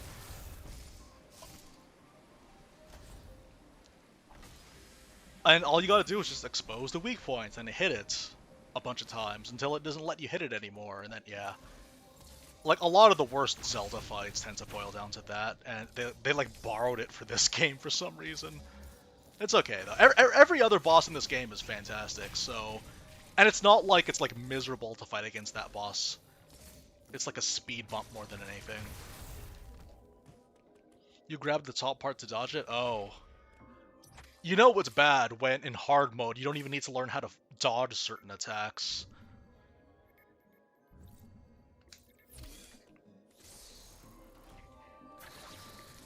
Like on hard, like because I'm playing on hard mode and I was able to tank those no problem. So you can already tell there's an issue there when it's just like, yeah, this boss. I don't think they knew what to do with it. They're just like, ah, throw it in there. We need another boss.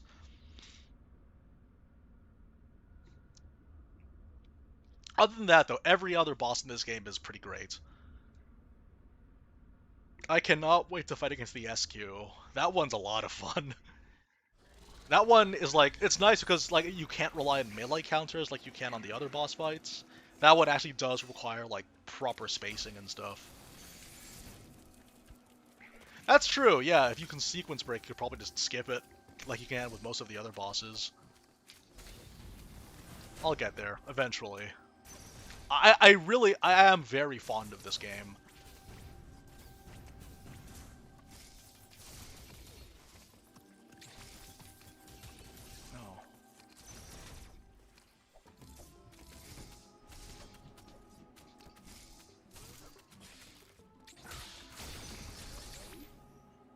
Oh. Okay, here we go, here we go, here we go.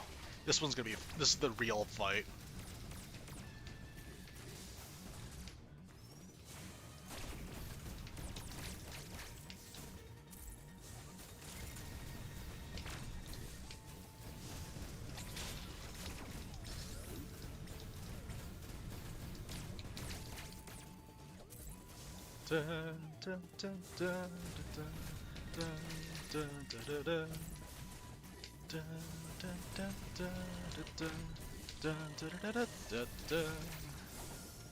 Oh no, I'm out of missiles. What do I do?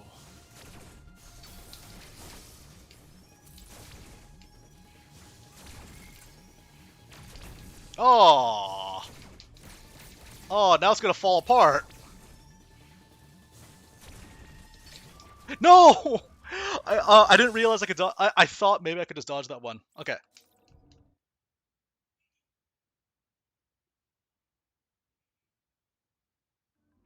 Okay. Oh, because I only have 31 missiles. Hang on. That's not right at all.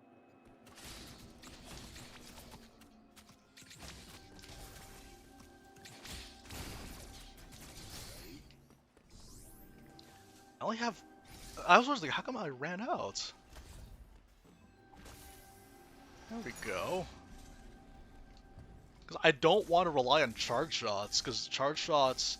I heard somewhere that charge shots are stronger, but they're so much slower, so it's worse.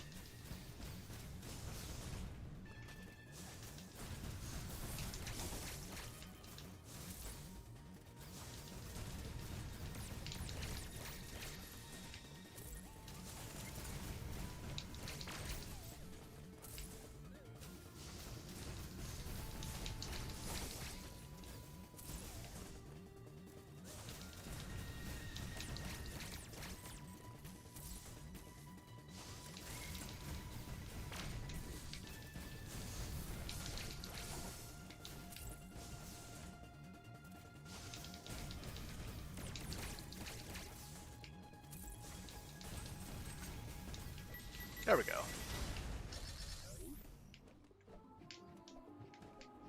I'm not good enough to beat this guy with charge shots just yet.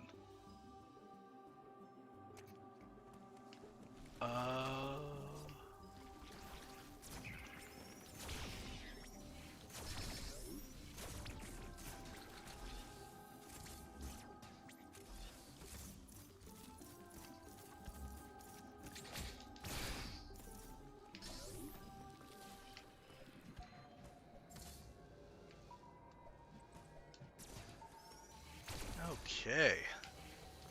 Oh yeah, right, there's no EMMI yet.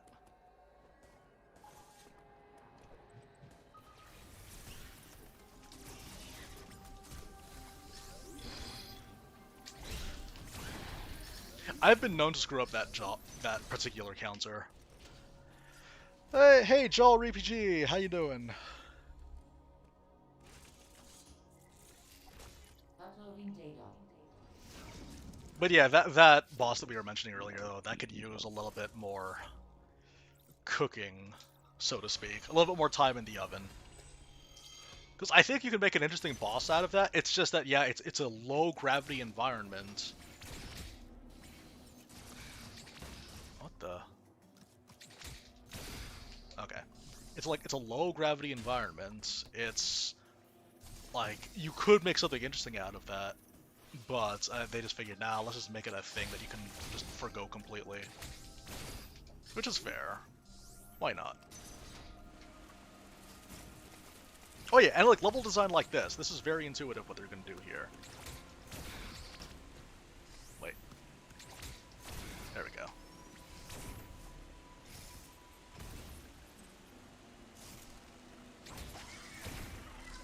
Later.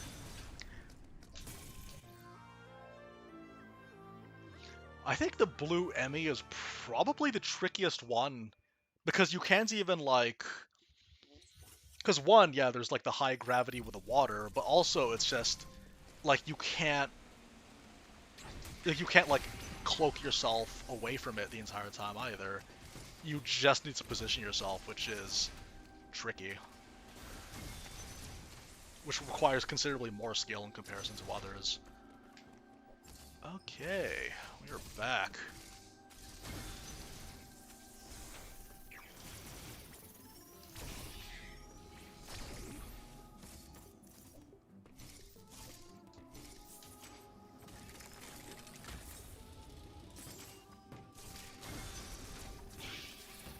Oops.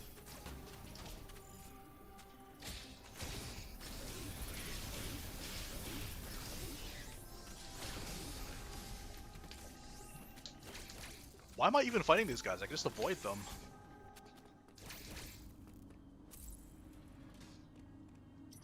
Okay, I'll be right back. While this train is going...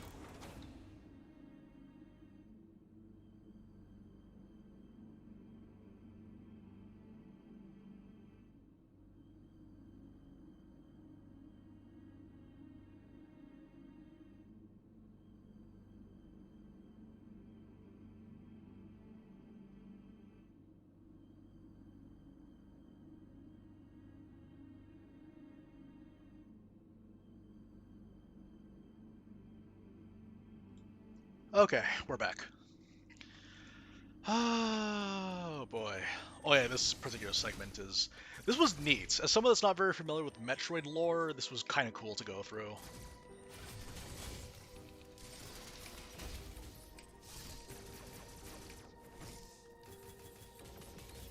Oh yeah, it's a run on a hard mode, just because it's not a speedrun or anything like that. I just want to play through the game.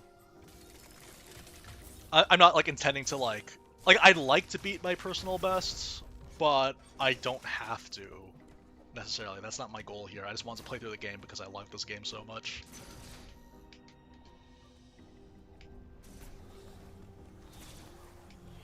Come on, hurry, hurry, hurry! Oh, you almost made it! The last time I played this, I was actually able to make it right before I started spewing that. Oh well.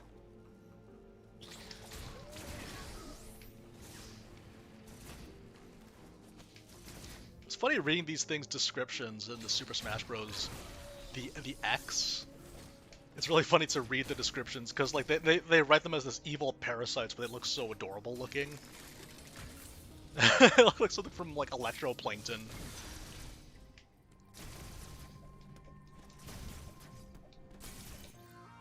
Plasma beam.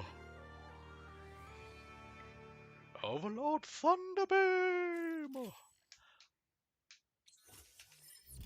But yeah, again, like the other cool placement here as well is that they place all these machines for you to aim at, and that's their way of telling you this is the way you need to go. We're gonna put all these enemies that your new weapon is strong against to tell you to go in that direction.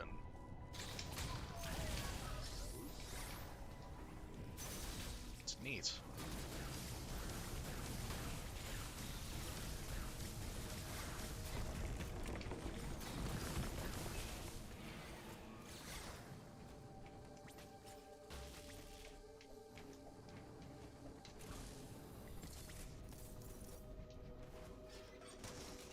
Okay. Alright, we're gonna fight against these two. These guys are tricky, but fairly manageable considering that if they do if they're ready for a melee attack, just jump over and flash jump them. And then if they jump into the air, run forward. The tricky part is when they become these guys. Now with these guys, it's the same thing with a melee attack, it's just faster. The melee attack has more range and it's faster, but that if it jumps up in the air, then you actually have to stay where you are. Stay where you are.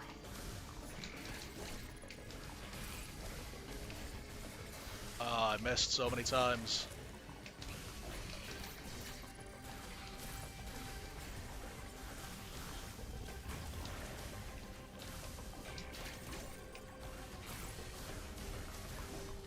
There we go.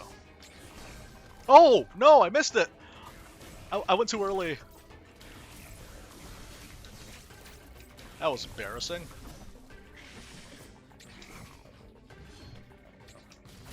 Oh, I better not mess it up for the final boss then. Whoops. That was the first time I've ever messed that up in my life. There's gonna be so many firsts in today's stream. That's what I'm excited for.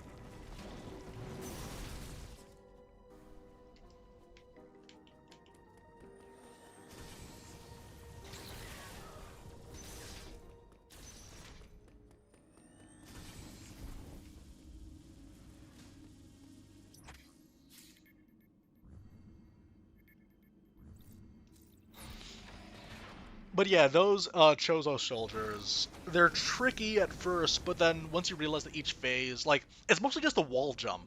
The wall jump that changes, because the wall jump is the only attack that they have that evolves based on the form that they're on. Because later, yeah, they'll have an ability which just does a beam that comes out instantaneously. It's like a hit scan almost in a shooting game, and it comes out really fast and does insane amounts of damage. But if you can anticipate that, it's actually quite easy to punish and dodge. All right. Okay, next up now we got ourselves the blue EMMI.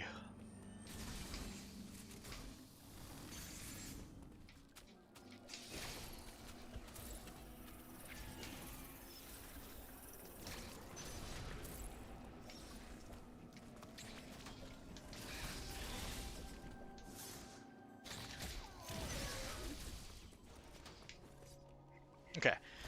So the soldier. Let's see. Blue EMMI. Oh yeah, we're getting the spin boost next.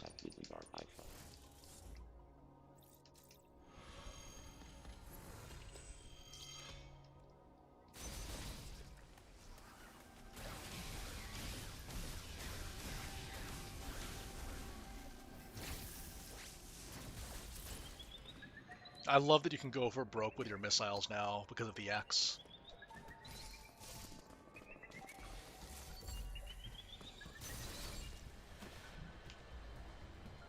Oh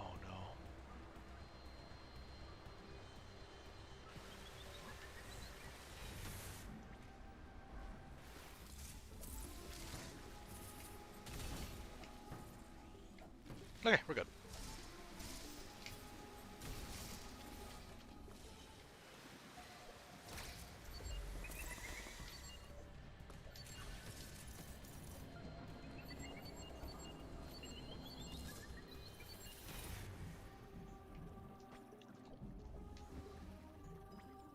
What boss gave me the most trouble? I want to say the final boss.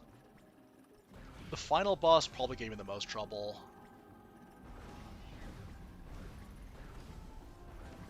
Just because there's a lot of like pieces to it to consider.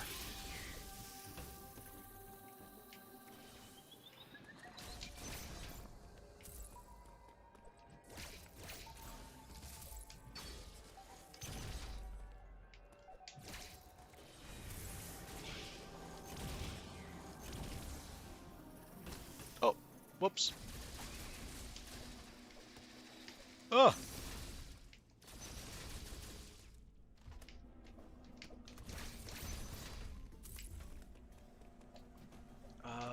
Yeah, we're going the right way.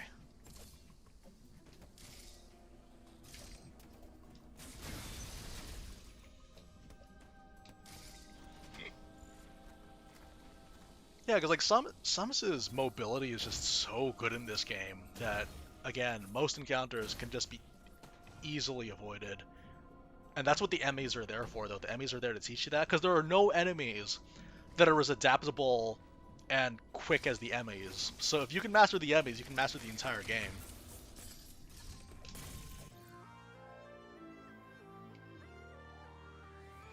The spin boost is weird. It takes a while to get used to using, but then they immediately give you when they eventually give you the screw attack. That also takes quite a bit of adjusting.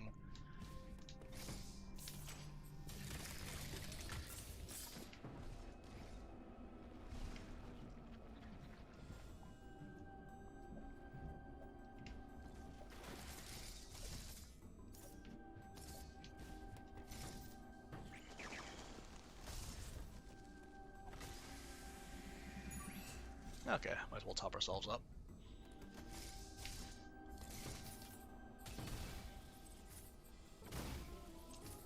Okay, spin boost. We're gonna fight against another Chozo soldier soon.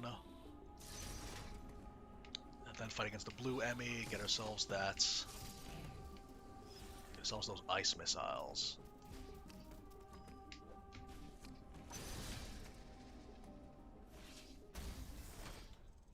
Oh, it's this guy. Alright.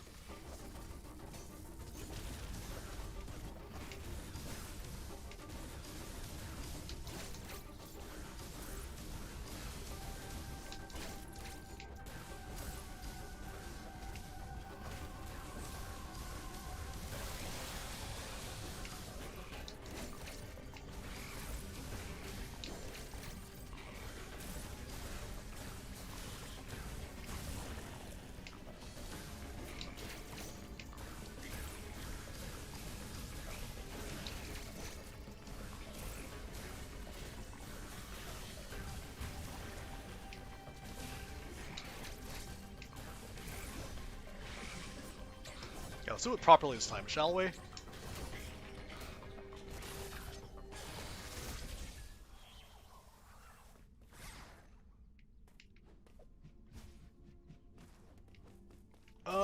Experiment Z57 is probably my favorite one. It's probably one of my favorite bosses to fight against. It's very monster movie-esque. No, I don't mean space jump. I mean screw attack. Because the initial jump with the screw attack is going to be changed. So when you're trying to dodge certain attacks, particularly with the final boss, for whatever reason, I feel like I do it later than I should be. It's quite a bit of an adjustment for me. Okay, can we backtrack our way?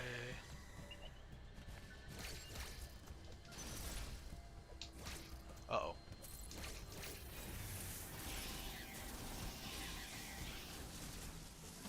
No, it's a screw attack that's kind of weird for me. Because, yeah, that initial jump.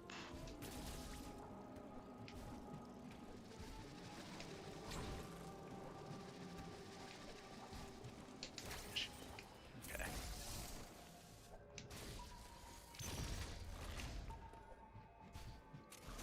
No! Okay, fine. Wait, wrong way, wrong way. This away.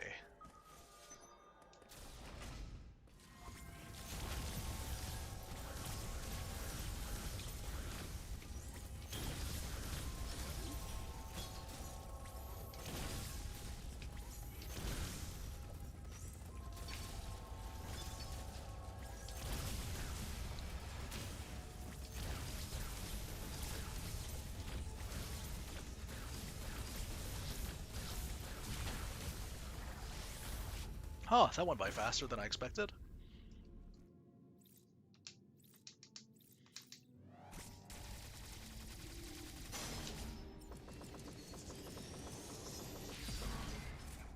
Oh, you know what? I should also plug in the USB for the controller just so it doesn't die midway through. Excuse me. Here we go. Yeah, we're good. How did I do it last time? I think I just went all the way up and around. Yeah, there it is.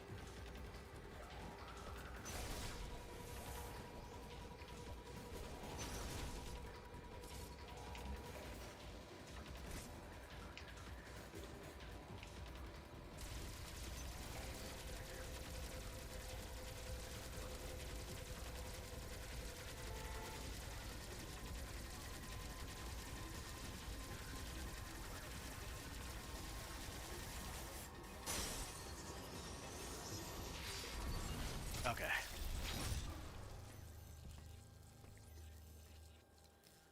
Alright, blue EMMI down. After that, you get the pulse radar. Oh, and then we fight against he's potentially the trickiest boss in the game on hard mode just because you have to really learn how to dodge his attacks.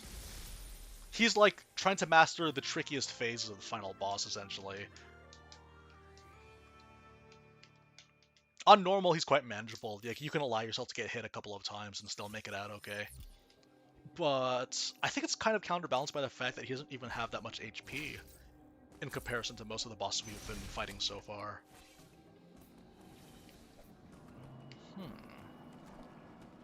Yeah, this way.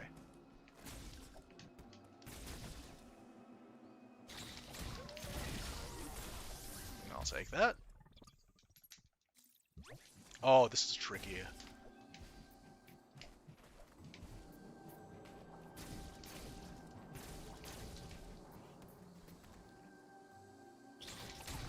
I never get that one.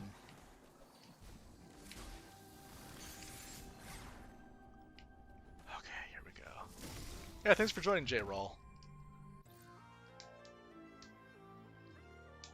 Pulse Radar. I like this particular thing. I don't really use it as much anymore now that I've played this game quite a bit, but I might have to start using this if I ever try to go for 100% someday.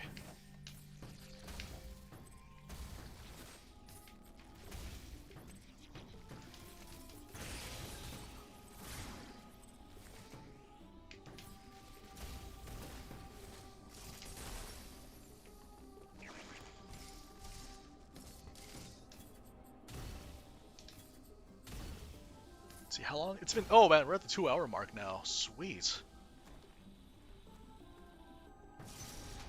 2 hours, and we have like 2 more areas to go through.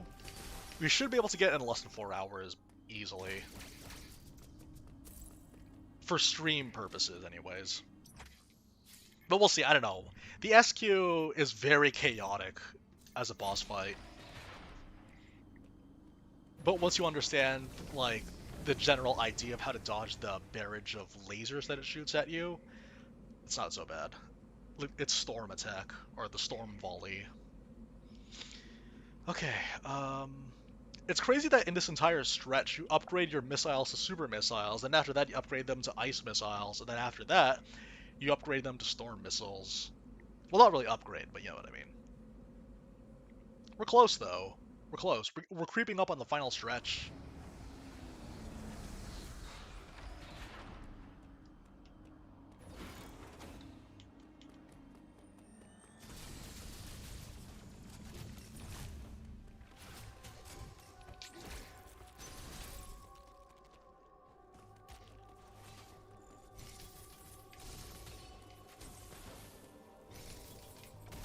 There we go. Oh, no, no, these things. Uh-oh. Okay. If those things explode, it's going to be a huge radius and tons of damage.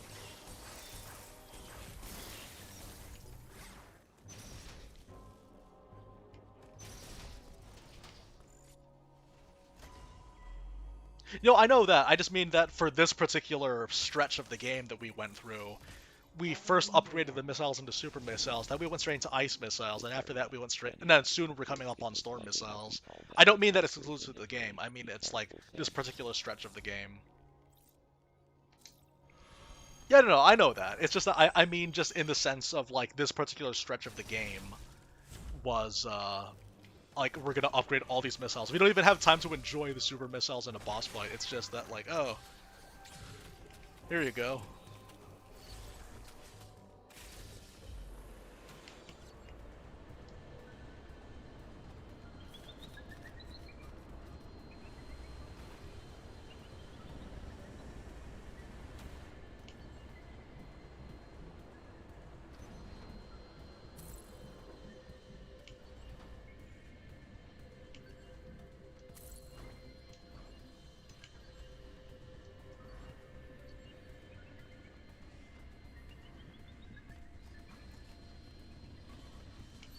Okay, got it.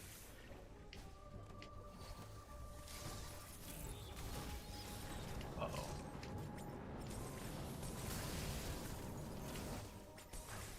Honestly, those things, they're not that bad. They're very easily dealt with. But my goodness, the damage that they do. The damage that they do was insane. Because it's that bomb. Oh no. Oh, come on! Okay, do it again. I thought that was gonna be okay, but honestly, I'll just avoid that.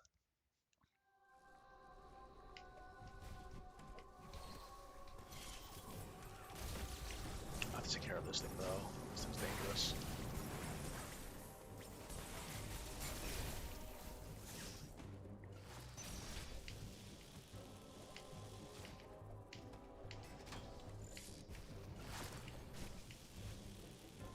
This is tricky.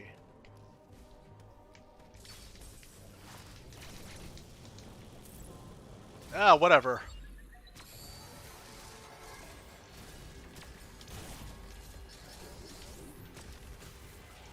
Oh my, really? Come on.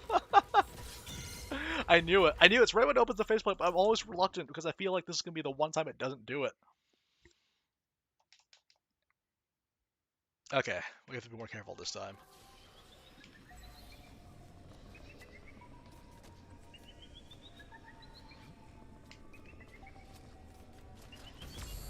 Oh boy.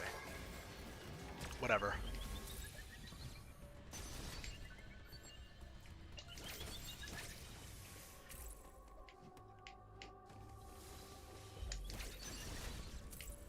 Yeah, it has such a large radius, it's crazy.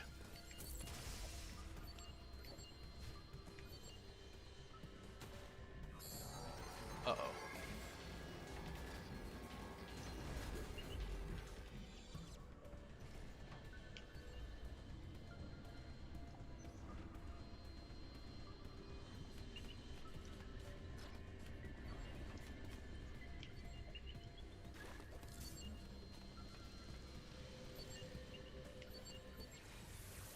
Okay, here we are.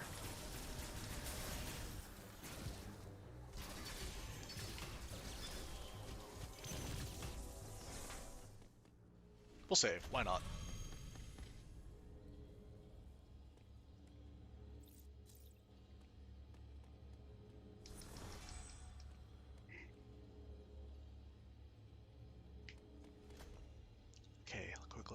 list.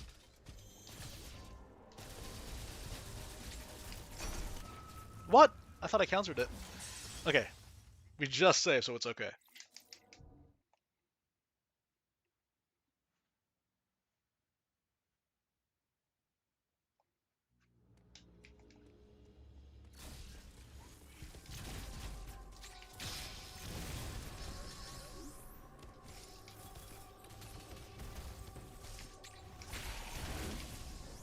Oh, I dislike those things a lot.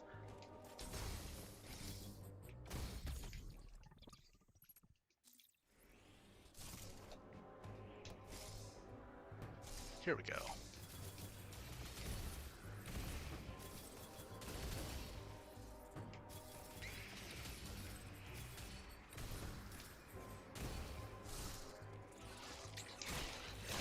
Okay, this particular boss I actually find really, really tricky, so let's see what we can do here.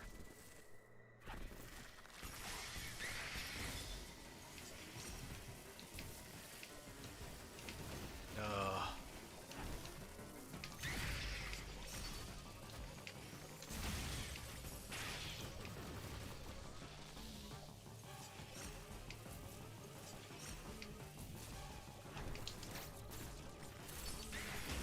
oh no, that was poor.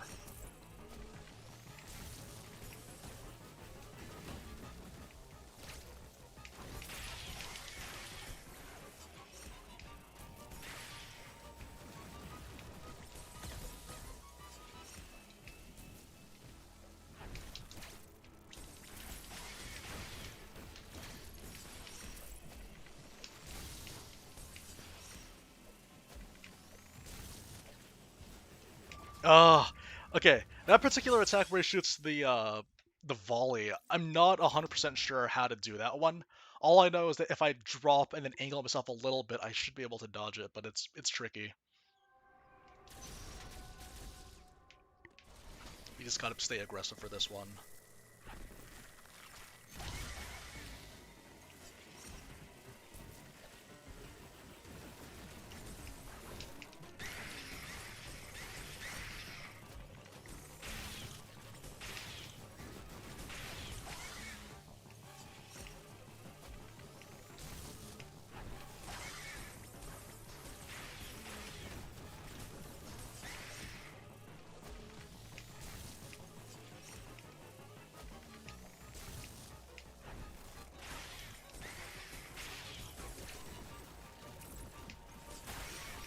There we go. You gotta like maintain like a medium distance from him to dodge that consistently, I guess. I don't know. I got no tips.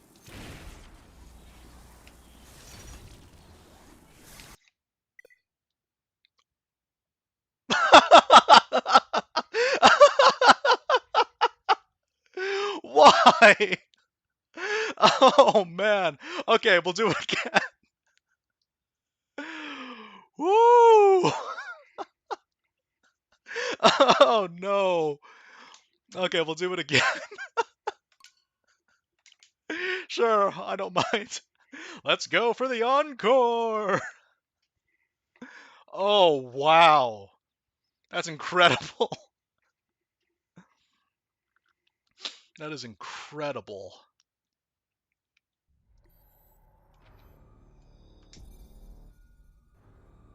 That is absolutely fantastic. Which one was I picked file 1 this morning, right? That was really funny. That's incredible. That was a Cassandra moment right there. Oh man. That's part of the Cassandra experience.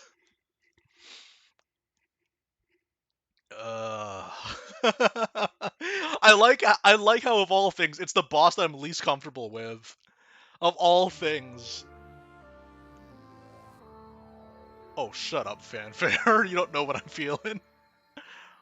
Fanfares, ironically. Oh, that is awesome. That is really funny. Oh, welcome back to the welcome back to the game, Samus. She's back for the dead. Frozen enemies can be defeated using melee attacks. I did not know that. 4 playthroughs, I did not know that.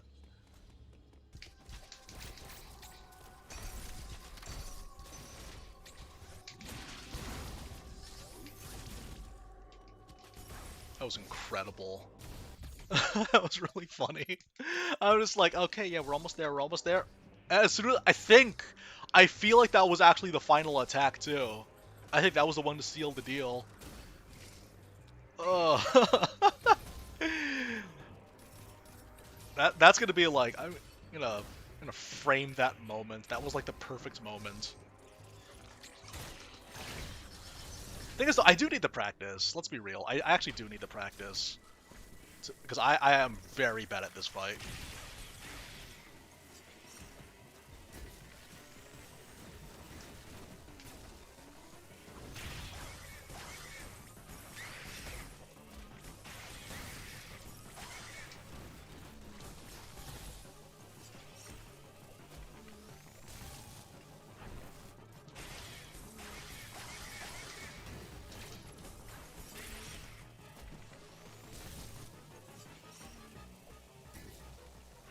Oh! I thought he was going for a different attack. Okay. What am I supposed to do for... Because I think the idea that I had is that I had to be like at a medium range from the volley attack. And then once I get out of that range... Okay. 3 is all I get.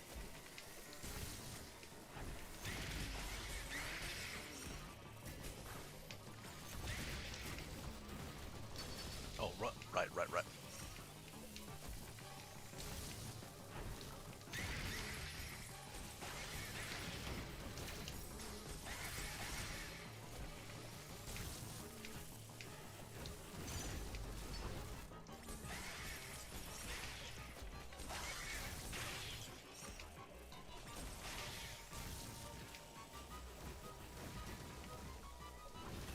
Oh no, I walked into it! Like a fool! Whatever. Yeah, like, it's counterbalanced by the fact that this boss doesn't have nearly as much HP as all the other bosses. I think it's to compensate for the fact that he also has an X form.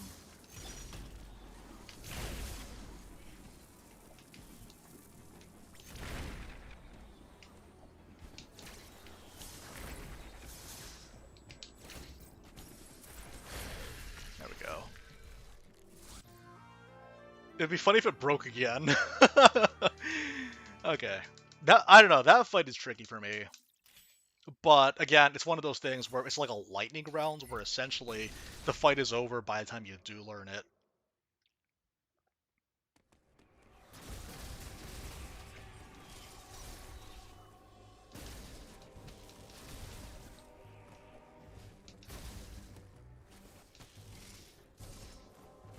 Oh, right, this guy.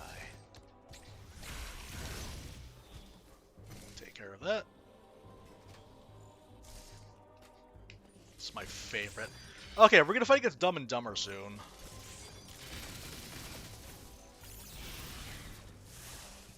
And I want to do it from the side of the map that I like to fight them on. I feel like it's just a little bit easier for me. Oh.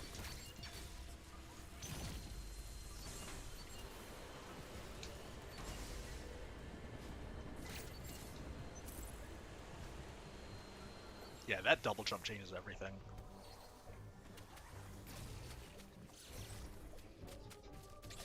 Oh, come on.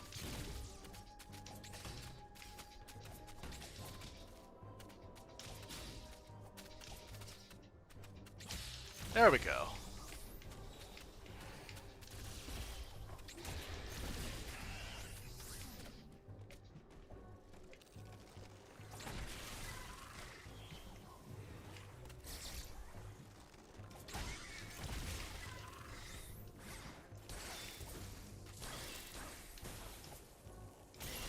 Huh.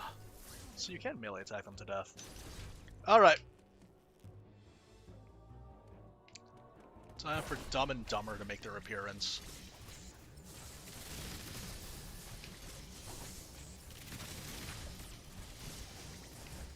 Oh no, the computer went to sleep. That's very distracting!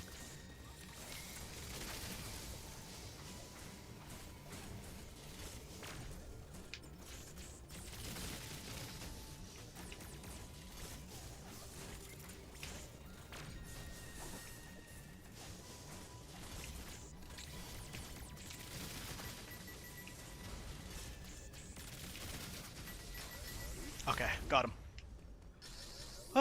Honestly, the Dumb and Dumber aren't that difficult. It's just that you really have to be patient with just aiming your shots and then firing them off.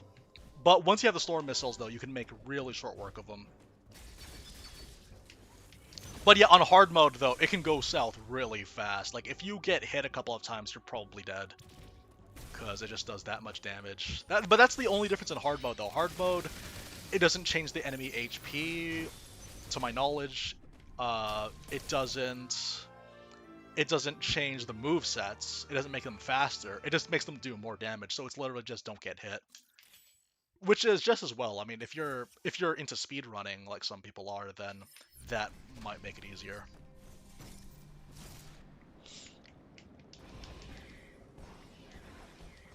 But yeah, it's practice. That's all it is. It's just practice. Also, I feel like I got lucky. Oh, also the thing is too, that particular stage is really big. So if you're fighting against them on a bigger stage, then it's a lot easier. But yeah, later when you have to fight them again, it's tricky. Dumb and Dumber.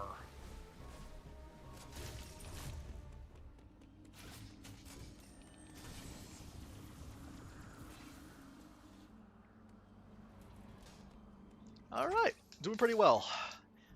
We are in the final... Well, no. To me, this is like the third stretch. This is probably my favorite stretch in the game, though, because it culminates in fighting against the Experiment. The Experiment is such a fun fight. It's probably my favorite fight in this game. It's just that the final boss has a lot more going for it in terms of just like, yeah, like more mechanics and more stuff that you can do with it. But I think just conceptually, the Experiment's my favorite boss because it does what I like in 2D games. Honestly, you need to use the storm missiles. Like, it is possible to do it without the storm missiles. It's entirely possible. I've actually done it without the storm missiles the first time, but it takes way too long, and any second that you spend not blowing up the bosses is more opportunities for them to kill you. So, yeah, it's tricky. But yeah, I would say that like storm missiles are the way to go, unless you want to go give a challenge to yourself, in which case by all means. But yeah, like using regular missiles takes forever. I feel like that was kind of the point of the fight, though, just to tell you to do that. The balancing in this game is interesting because the storm missiles are really strong against the Chozo bots and the Chozo warriors, but against bosses, it depends on the boss whether or not it's better than regular missiles. Like the final boss is a waste because I think like the ratio for how many missiles it consumes versus how much damage it does is worse on certain bosses, but for other bosses it's better. Like the Experiment, for example.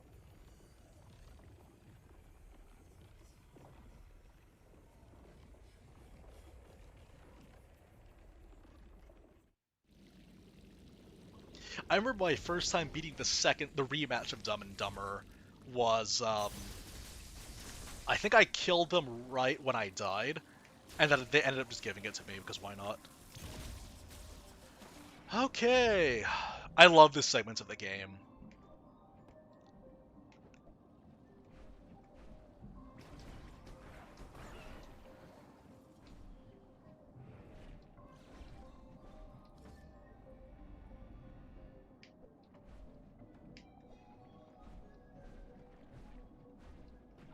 Oh no. Wait, also the timings for the jumps too, it's very reminiscent of the screw attack from Metroid Prime Echoes, where I think that one made me pull out my hair because I didn't fully understand the timing of the jumps to do them most effectively.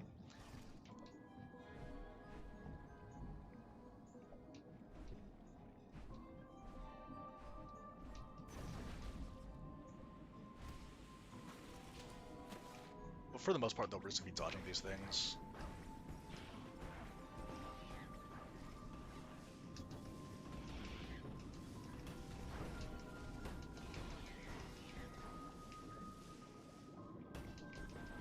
That's the thing I like about the X, is that they're able to restore all of your missiles. Or most of them, if not all.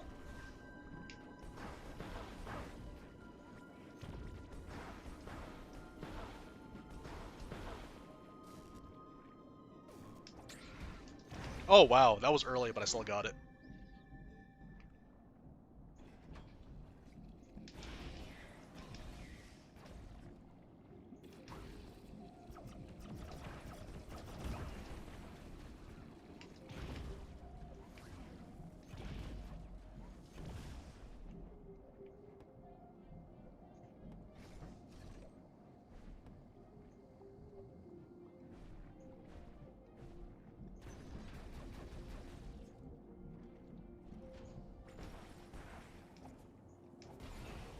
Huh, I should really try doing that more often.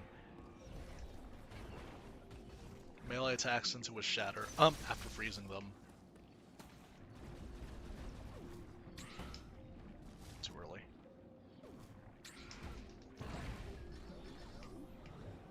Again?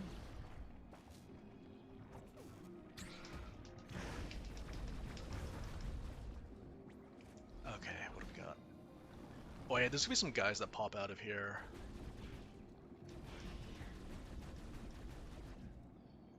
Looks all clear.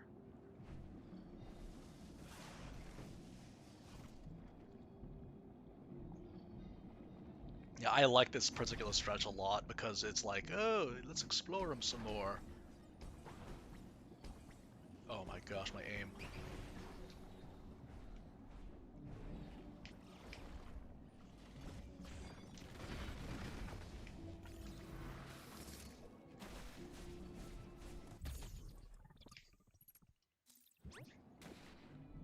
It's a really sizable build that we have going on.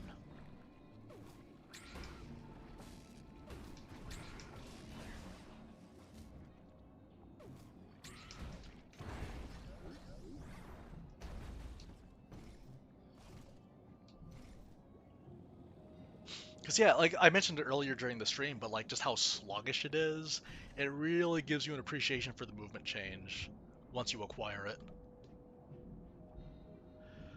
Oh boy. I can freeze all these guys.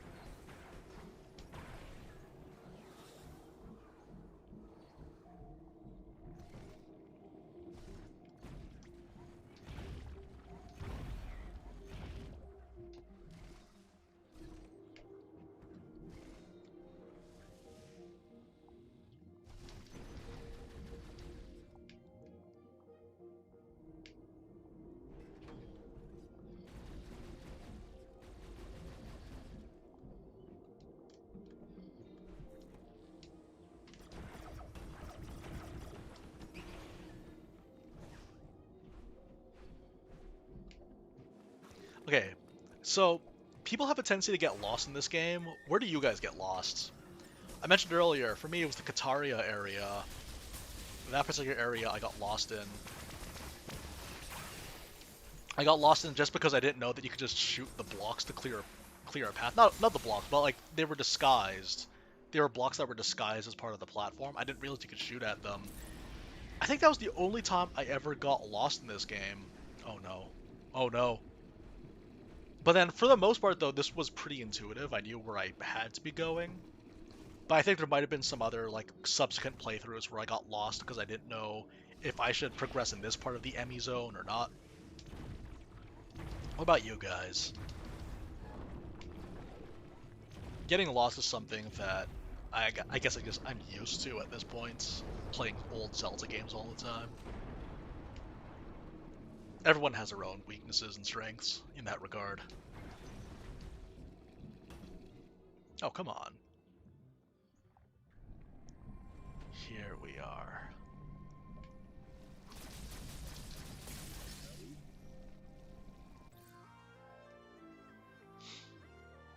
Okay, so we got this. The next up is going to be a Chozo Soldier again. I think it's the one with the upgraded movesets. I could be wrong though. I'm not sure if it's the one with the upgraded movesets.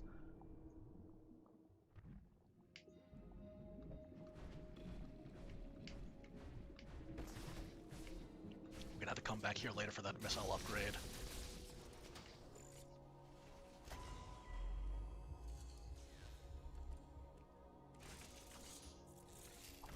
Uploading data.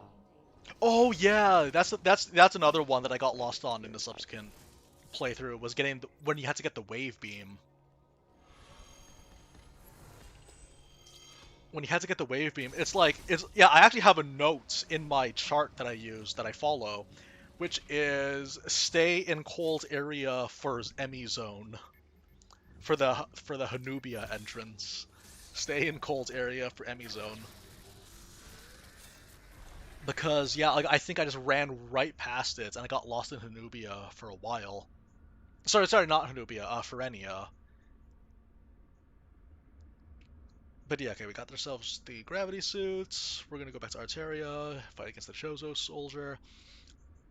I think this is just the one with the shield. I think the upgraded moveset comes after this one. Because there's quite a few Chozo soldiers that we had to fight against, I think.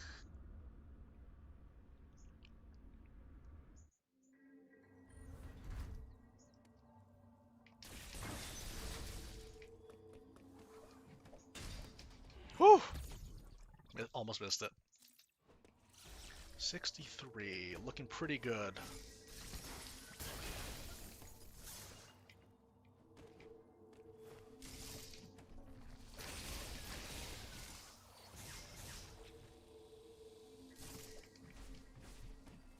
And there it is, the screw attack.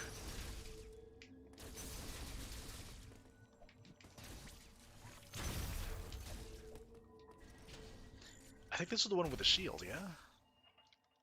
With the shield one, don't even bother. Don't even bother with, like, missiles or anything like that. Just focus on your dodges.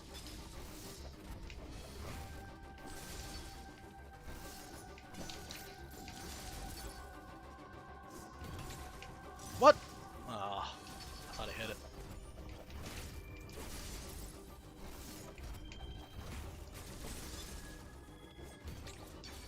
What?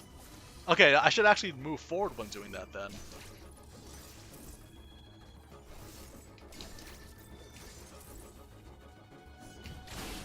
There we go.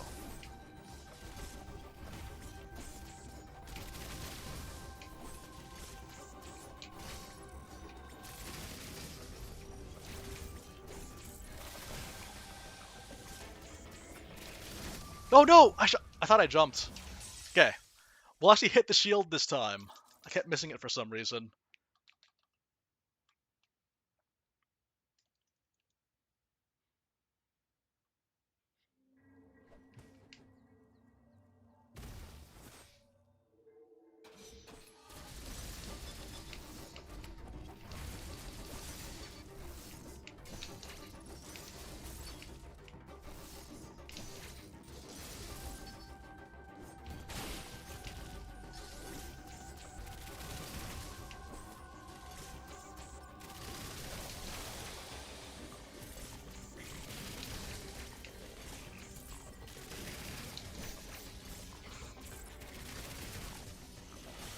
Oh, you know, this is the upgraded moveset. Okay, so along with the shield comes the upgraded moveset, where he does that attack. For that attack, if you see him jump up on a wall, and you see the ink-looking stuff surrounding him, just jump up into the air once and then land, and he's gonna shoot the spot in the air that you were just at. It's tricky. That one's weird.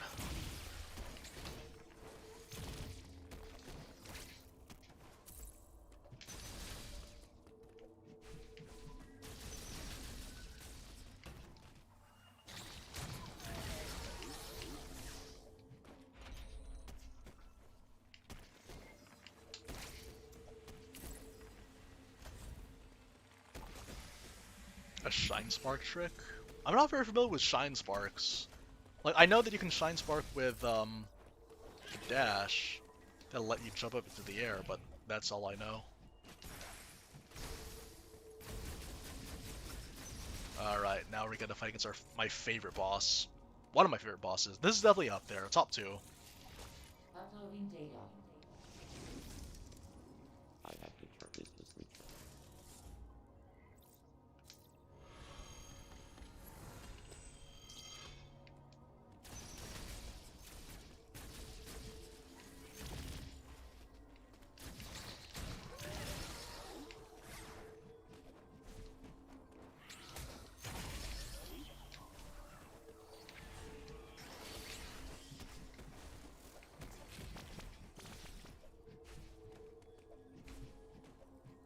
Oh.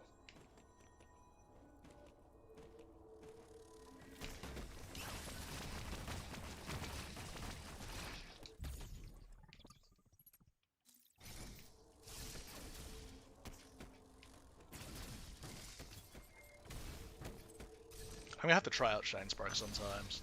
I've gone through the entire game not knowing how to do that. Oh no, this is a save.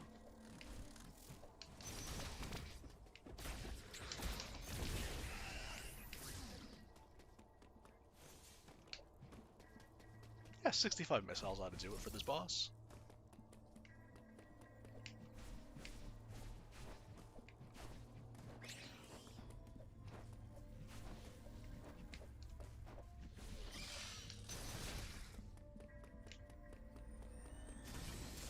Am I gonna go for any speedrunning? Not that I can think of.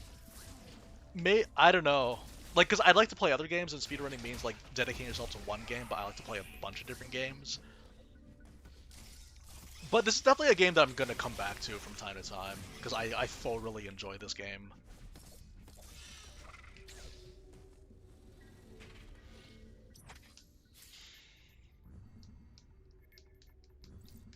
No, yeah, technically, yeah, but not like the multiple directional shine sparks. Because I see the speed boost blocks everywhere. I'm just like, how am I supposed to reach that? What? I actually don't know how to do it. For all this game's intuition, I never learned how to do that.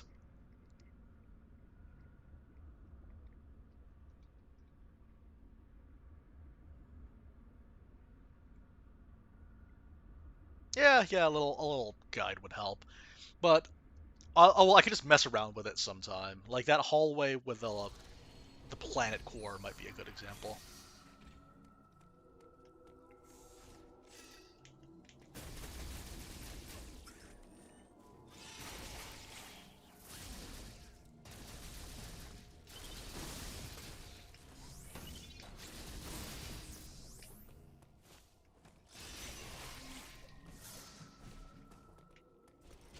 Oh,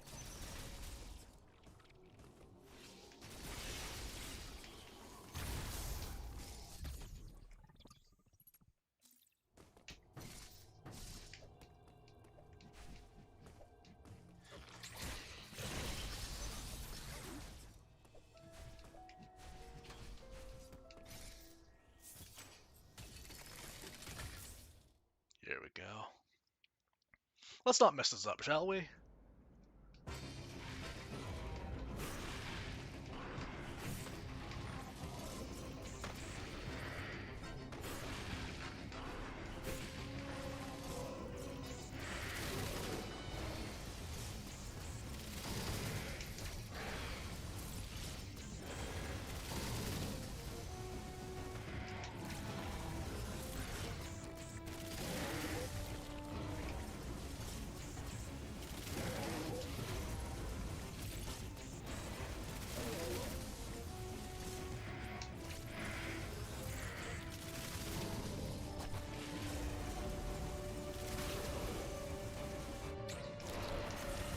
Here we go.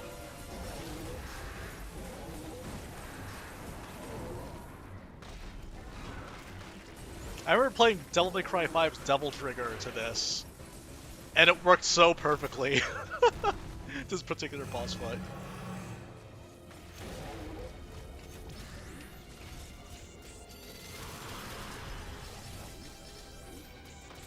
Oh no, that was a bad idea. Alright, time to play that Toho trumpet music.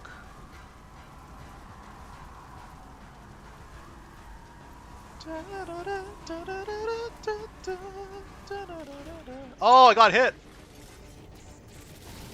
That's embarrassing.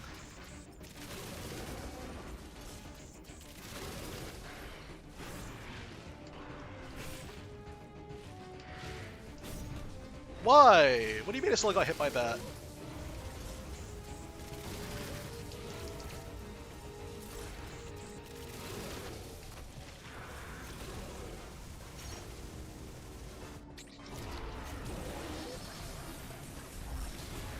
This is such a good boss fight. It reminds me of a monster movie. It's great.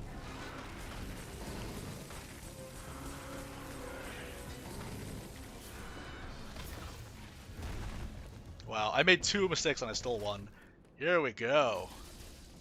Let's go. Okay, go back to Arteria via the blue teleport. Yep.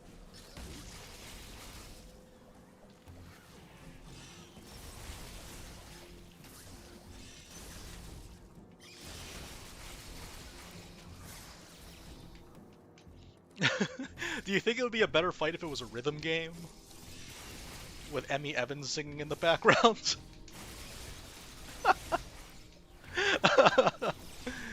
Oh no.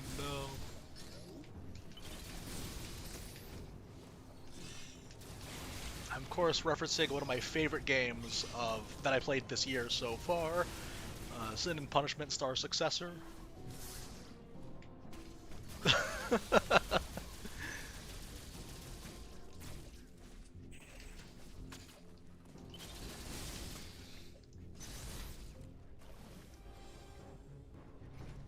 Oh yeah, Astral Chain as well, yes. Astral Chain is also more appropriate, actually, than than Drakengard 3. I have to evacuate Drakengard 3 from my brain. Alright, soon we're gonna rematch Dumb and Dumber again. Oh man, Astral Chain is a great game. I should replay that sometime. It's weird, because Astral Chain, I really like that game, but the problem is, after 130 hours, and you 100% the game, there isn't really much else to do. Other than just enjoy the combat some more. But that's more my fault than anything else, that I've 100%ed a game in the span of like 1 month, compared to most people, where maybe they're smart enough to space it out over several months. Okay, time to get that screw attack.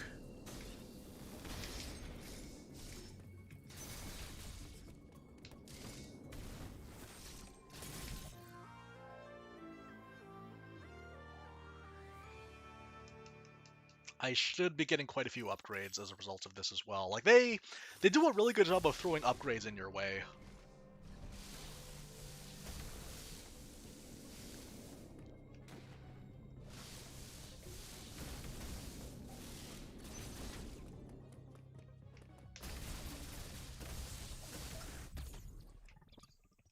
$69.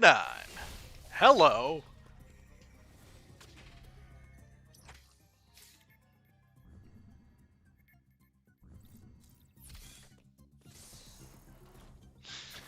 Okay, yeah, there is like one, I think there's a missile tank that we can get over here, so we'll bump it up to 79. Oh yeah, Astral Chain has a lot going for it. And what annoys me about that game when people talk about it is that they criticize the story, which is valid, but you have to consider the fact that it's not really about the story. The whole point of the plot of that game was to have an excuse for crazy stuff to happen in this world, this science fiction world. Complaining about the story, it's like, you have to understand that that's not necessarily the point of the game. The point of the game is literally to have these over-the-top, spectacular battles with this really slick combat system. It's like complaining that this game doesn't have philosophical themes. Metroid Dread? It doesn't really have any philosophical themes, but it's not trying to tell that kind of story, though. every game tries to tell different kinds of stories. Like, it's not to say that, we shouldn't criticize the story of Astral Chain, but I am saying, though, that there is an intent behind that, which is why the plot exists, or why the game even exists. Anyways, let's fight against Dumb and Dumber. Ooh, I'm low on... I'm kind of low. Okay, well, we'll see how this goes. I'm a bit low on missiles, but that's okay. Oh, no, I got hit. Come on. See, this is what I mean. Like, I have trouble with this.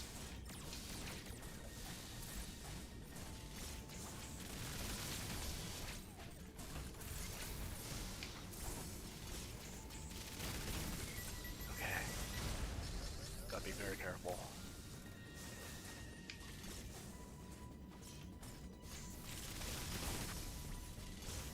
Oh, I'm gonna die.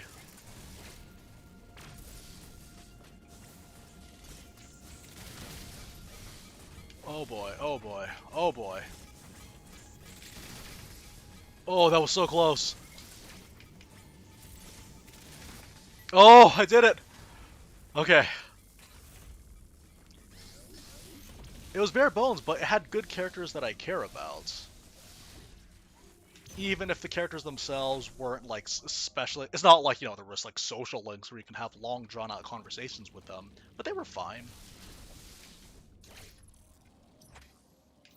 Okay, we're at 81 missiles. I feel like I was able to get by on just 81 missiles the second time I played this game.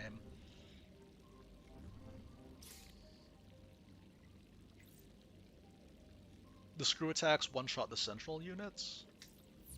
Oh! I think it's too late for me to know that, though, because...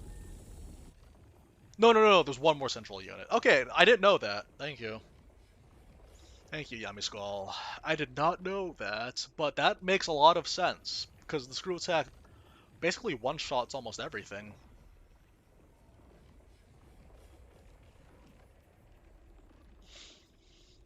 But yeah, it's a nice way to kind of just get around the fact that, yes, you've ascended and beaten everything. It wasn't like a super complex, like, unlock that you had to get.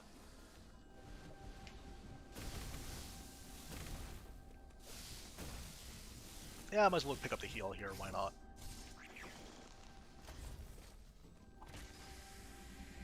And same thing goes for this story, though. This story is very simple. It's a very, very simple story, but it features a protagonist that I care about. So, it doesn't really matter. And that's like a recurring thing for me, though, with my taste in things, is that if a story is kind of, like, standard, I'm okay with that, because what if the story is about characters? And if I care about the characters, it doesn't matter if the story itself is kind of shallow. Not to say there shouldn't be depthful stories, but I'd say that I personally prefer stories that have okay stories, okay plots rather, and really, really interesting characters, rather than high concepts, or rather than like high concept plots, but with characters that I could care less about. Okay, yeah.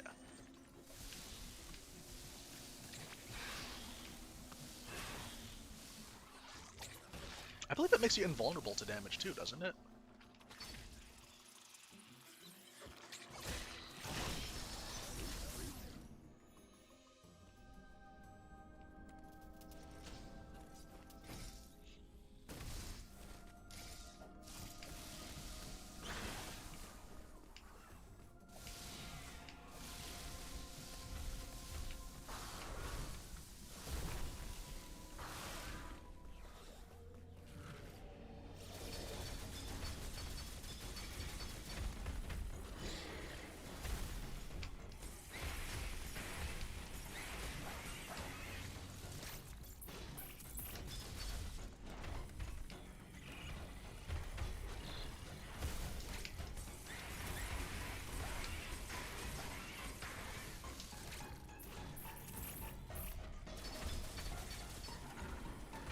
This is a really good boss. It's so fun.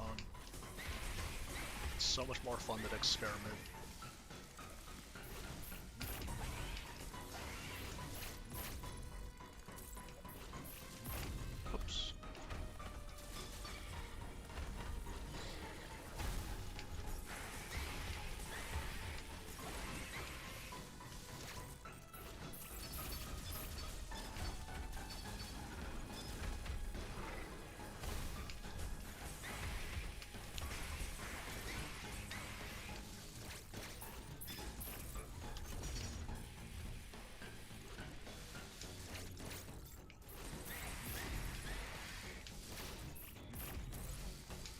no. I might actually legitimately die.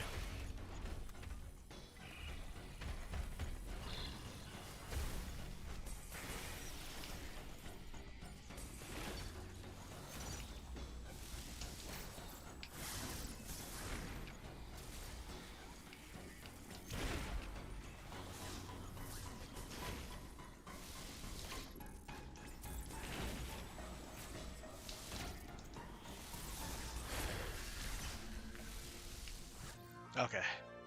I don't like that boss at all.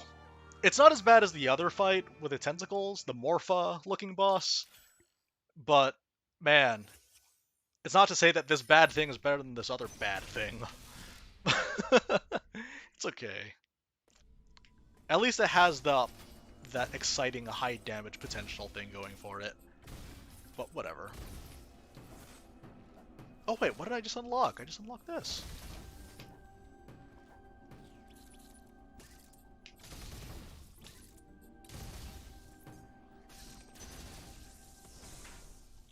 No, we don't need to go back here yet.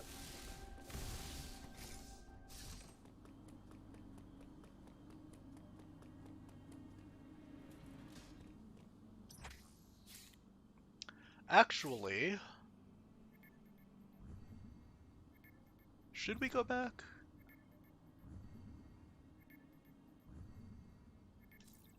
Wait, hang on. I want to quickly pick up. I might as well just pick up this missile upgrade that's back here. I may as well.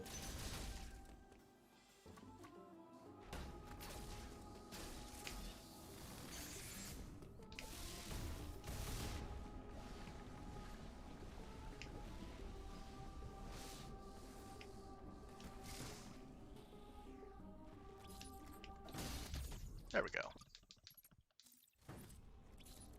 Yeah, that's the thing. Like, the bug, in the very least, it has that high damage potential that has it going for it. So in the very least, you do have to pay attention, but then that other boss is just like, going through the motions. It's just the Morpha tentacle boss is just going through the motions, but in the very least, this other boss, it's like just a really slow test of patience, which I don't really like that much, but it's fine. It's not bad in comparison to Morpha. Oh, Morpha. Remember they tried making Morpha good in Twilight Princess, but they had to get around the fact that it was still Morpha? My least favorite boss in my favorite video game series.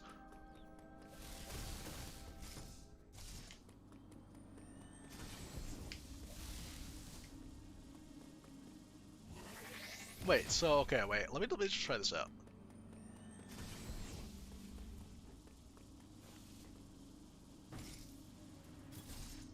Oh, okay, whatever.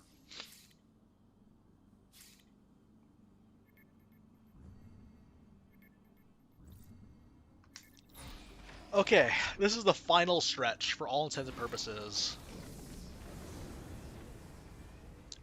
For all intents and purposes, this is the final stretch of the game. The funny thing is, the red EMMI, it looks like one of the Metroid Prime hunters. Trace, the sniper with a triskelion. I loved that guy. That was awesome. Then he morphs into like this little spider that you just maul people to death with it. It's great. That was a really fun little spin-off game.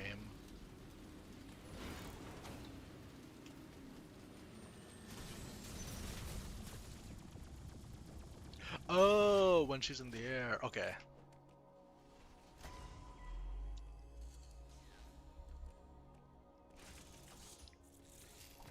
Uploading data. This area, there are way high. Sure, we'll save. Why not?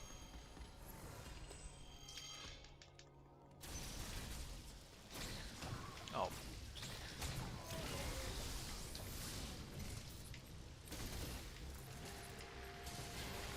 Someone pointed out to me the other day, if you guys ever heard of the movie The Thing, there was a movie in this, I think it was in the 60s, but then it was remade in the 80s by John Carpenter, who's known for the Halloween movies. And he, no, but like, someone pointed out that The Thing from that movie is very similar to the Genova from Final Fantasy VII. The reason why I'm bringing that up now of all times is because this is like sci-fi, aliens and all that. It just got me thinking about the Thing.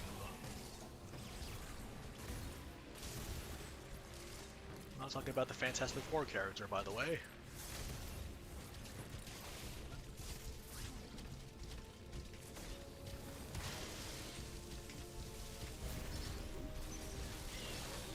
I love the screw attack.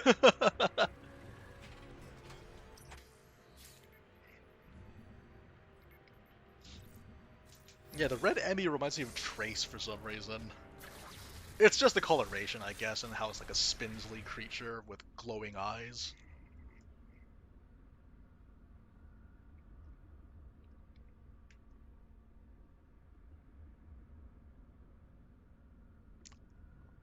Oh, Samus X. I would like to get around to playing like some of the older Metroid games, the older Metroid 2D games, like Super Metroid. I know a lot of people like that one. Might check that out. My journey is not over.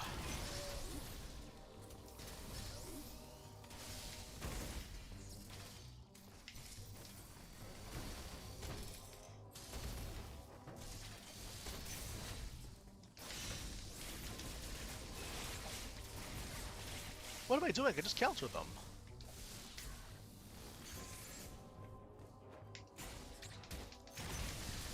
Like that.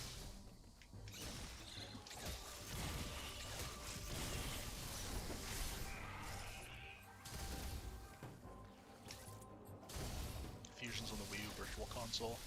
The thing is, like, I like the Wii U's Virtual Console library, but I don't like the fact that the Wii U has such low space. I could invest in a hard drive for that. I'm probably gonna have to end up doing that sometime.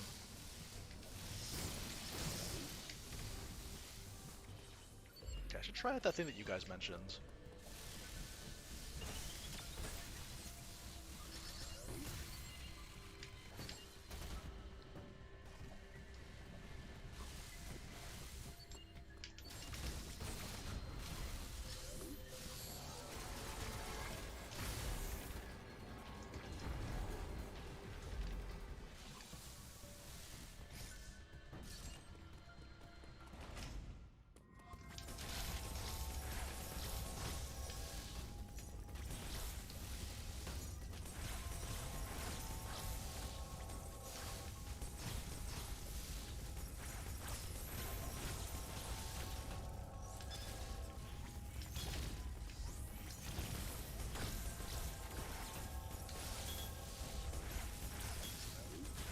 There we go.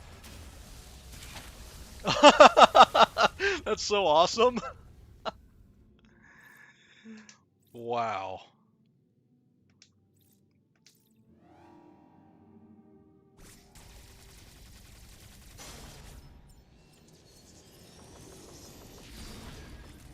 Yeah, unfortunately, storage is like the biggest problem that I have with the Wii U.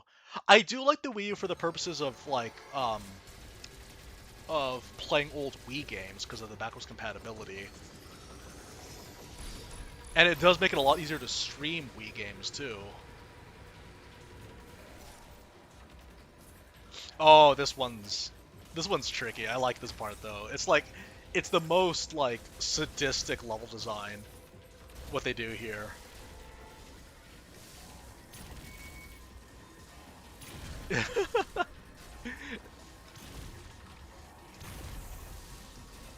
It's so tense what they do here.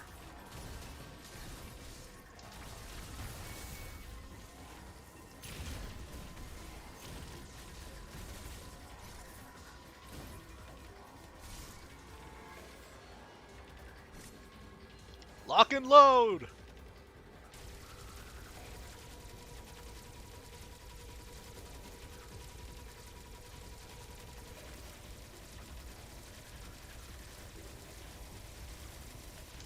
Oh, you're kidding me.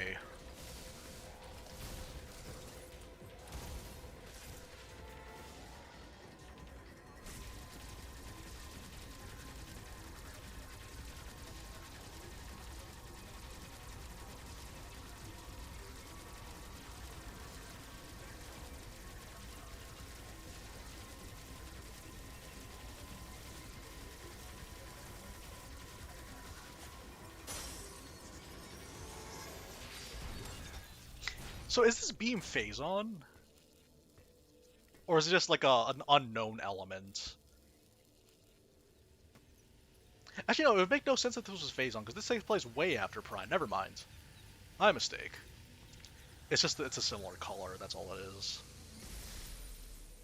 Because if it was phase-on, they would have been like, oh, it's the phase-on beam, remember this? But that doesn't make any sense.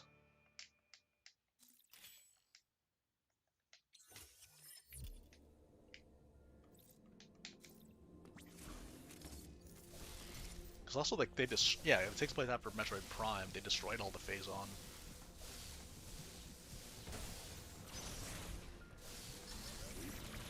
This is so cool. This upgrade is awesome.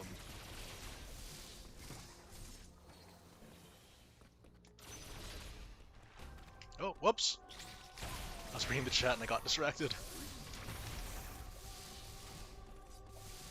Yeah, that's what I meant. It's like, wait a minute, that doesn't make any sense though, because this takes place way after Metroid Prime 3. It's a reference to Super Metroid. Huh. Yeah, I was thinking, like, this looks like Phazon, but it's probably just the same color.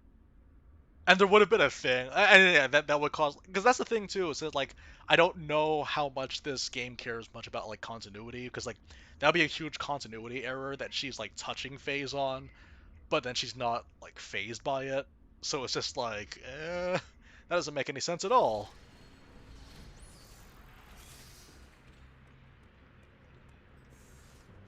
This game's a lot smarter than I give it credit for sometimes.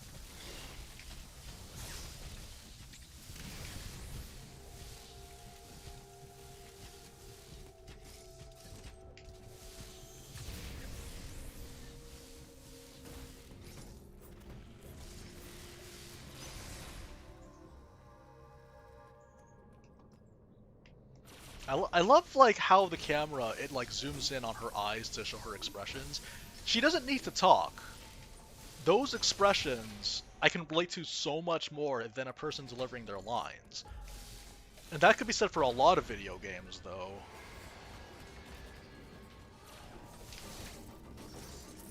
Alright. Oh no, Trace is dead in the background.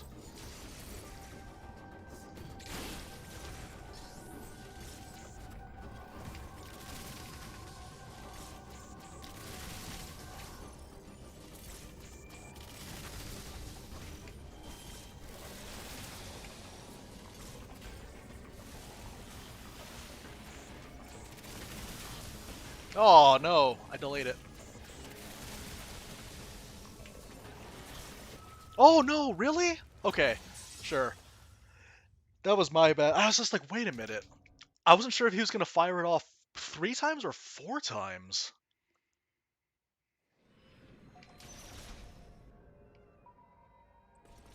That was weird.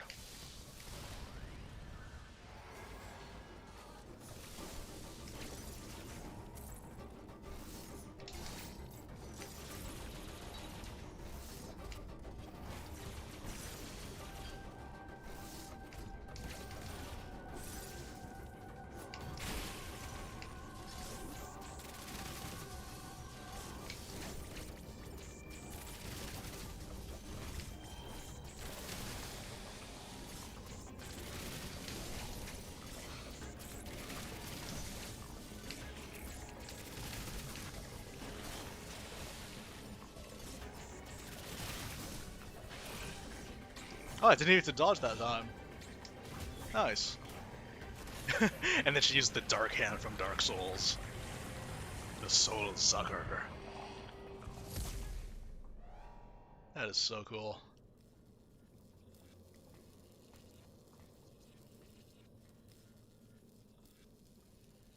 Okay. Yeah, there's the Chozo Soldier, then after that there's the Elite Chozo that we have to fight against. And then the big man himself.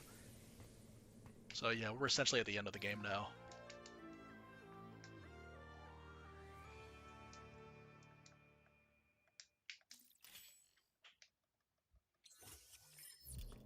Either way, like, if he was gonna do a fourth hit, I should have just flashed forward.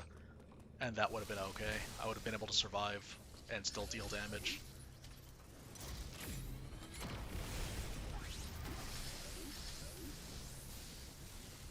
Okay, we are at 3 hours and 2 minutes right now. We got time.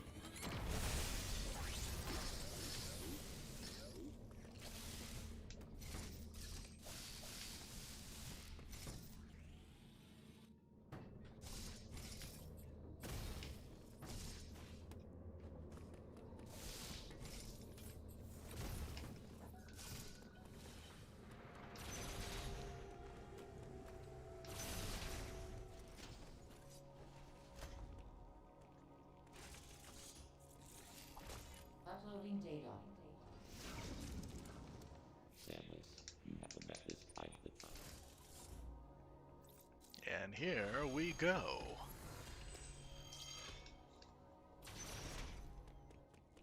Oh, right. Okay, we're at 87 missiles. That's enough, I think. I just need to make sure I do things right.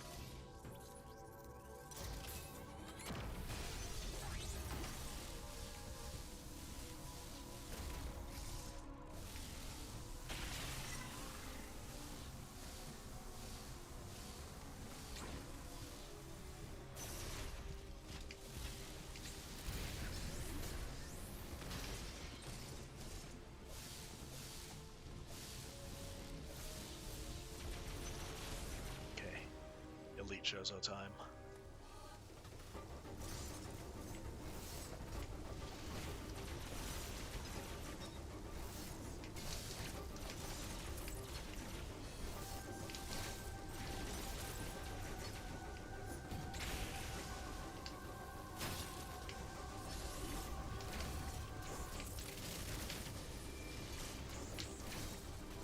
Oh, whoops.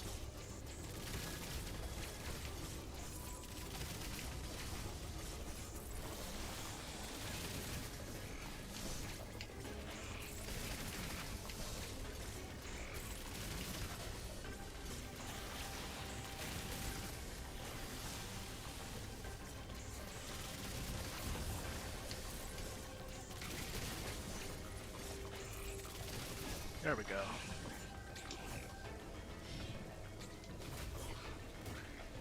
Okay.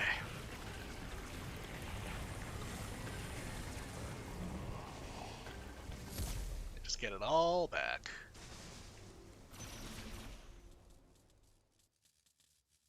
At this point to her, they're just a minor inconvenience.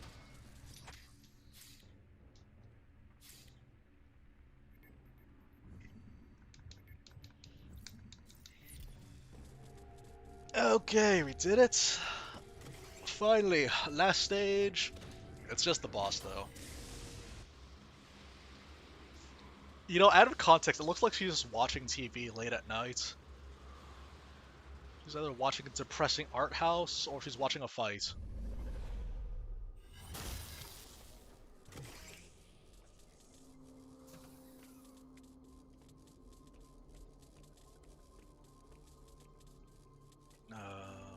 Right, this way.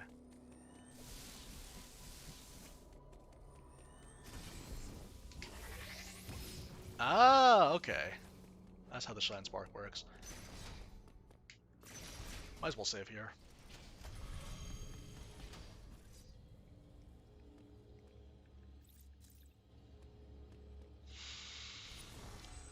I wonder how many attempts it's gonna take me. There's only one way to find out.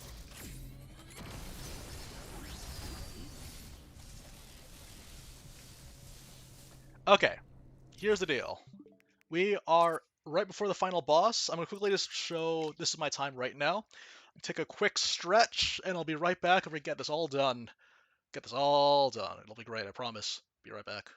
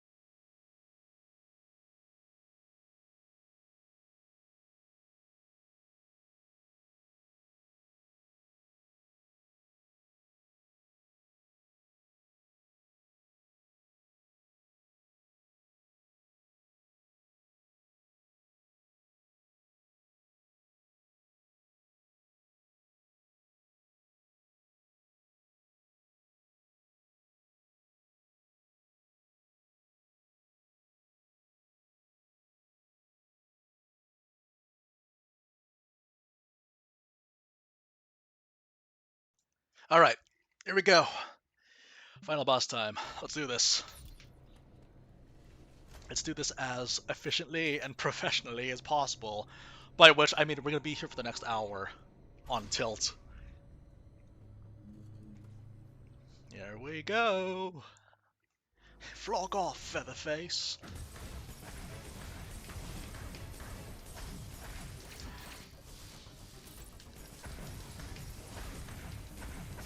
Once he turns red, he's going to teleport away. Or he's supposed to. I guess he chose not to. Or I was just too close. That's fine.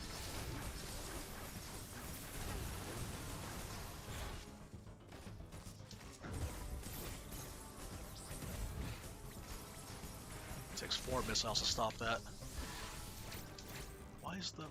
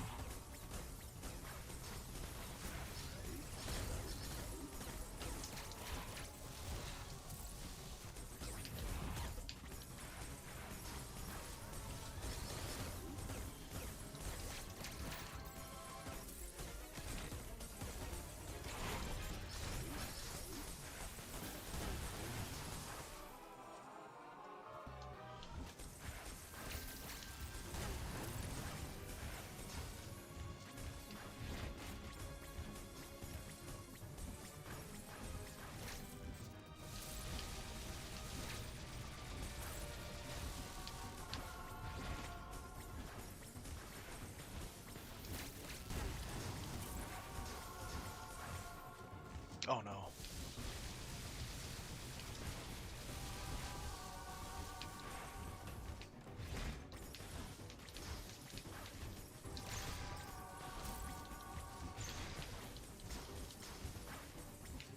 Oh no! Wrong dodge.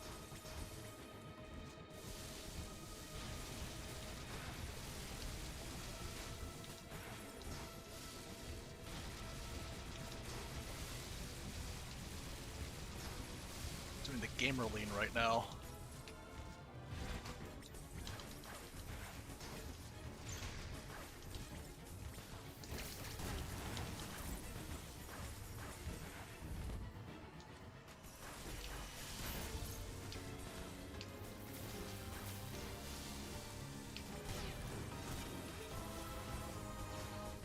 I hate this part.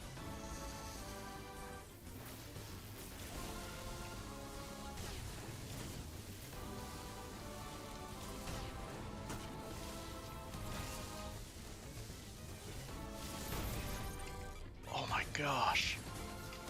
Are you kidding me? Oh, that's brutal. Okay.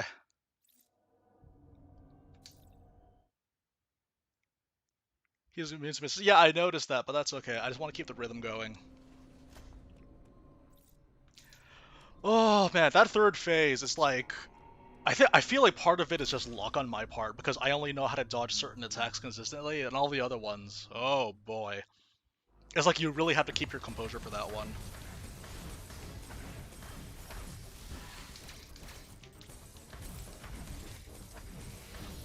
That's okay, more practice for me.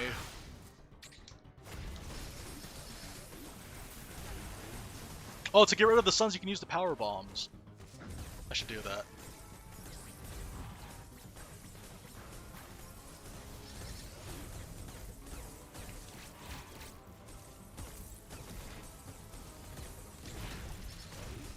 Yeah, because the thing is, even if I waste missiles, I can easily just get them back with melee counters, so it's fine. Oh, no. Bad outcome. Such a bad spot for that attack to happen. This is a good one. Oh! Wrong, but I'm so used to the other counters, I forgot to do that. Oh, this is bad.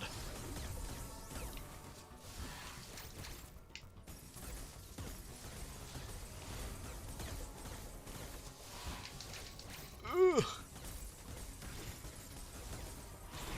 Okay, let's get ready HP back. Okay, that's good. I did not know that. Thank you, you guys. See, learning new things every time.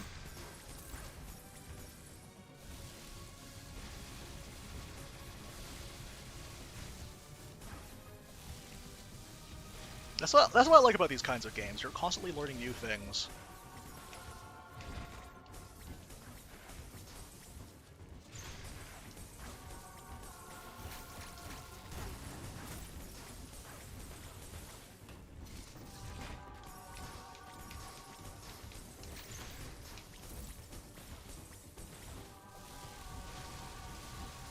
It would be too cheap if the screws heck to hit him in this phase.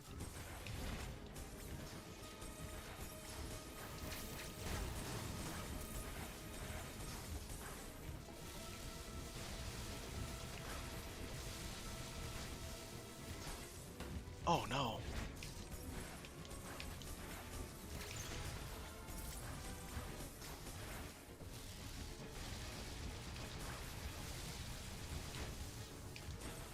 Oh, come on.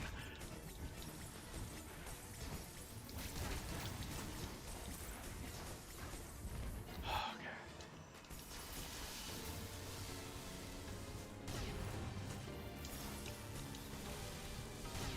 Oh!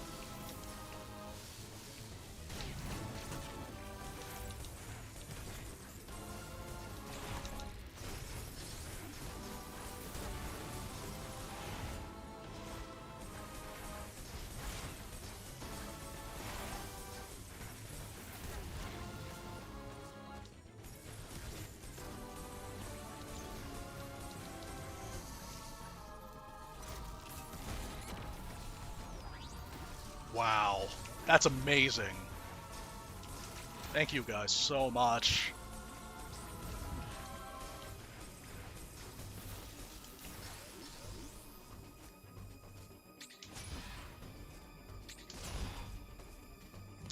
I will say though, I kind of enjoy dodging that attack, the Suns. It's a lot of fun, but yeah, if you just power bomb, it makes it easy. But I do quite enjoy that though, just because like, oh, position the lasers and it's like a Danmaku shooter.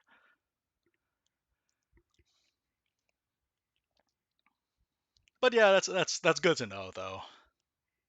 It's a lot easier than I remember. If that's the case, then probably that fly is probably the hardest boss in the game. The fly. Oh, it's a thing! It's a thing!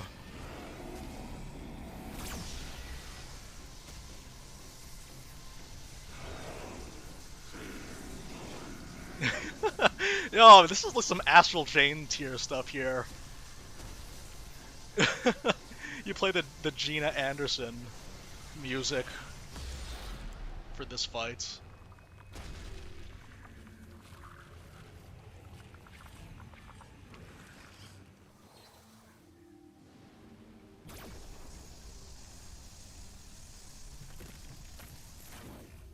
I wonder who would win, this Samus or Kirby with a Hypernova? That'd be a fun fight. It's just like a non-stop just exchange.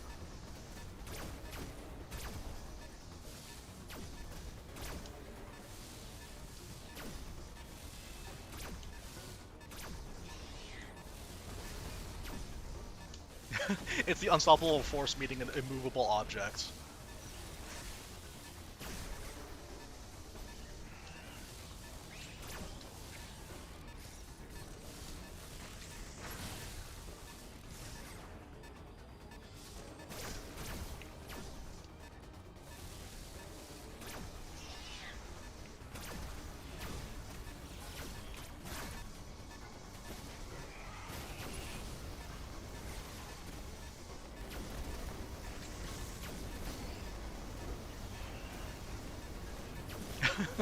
But then it gets too cold, so then it makes another sun.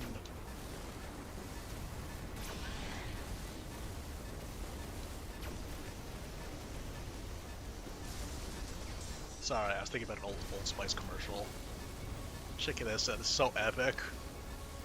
It's like the ending of Resident Evil. Escaping from the exploding facility that you blew up. Oh, right, wrong way.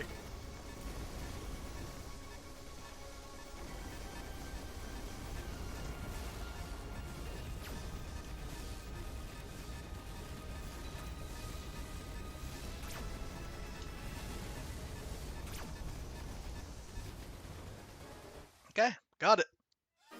Hyper Beam versus Hypernova.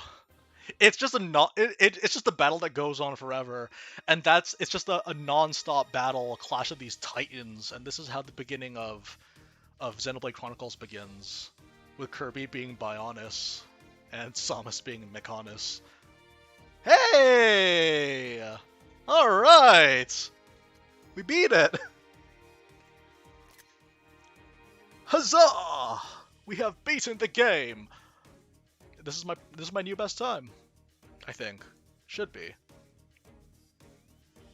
Yay! I wonder if I could do it in less than 2 hours next time. Who knows? Okay.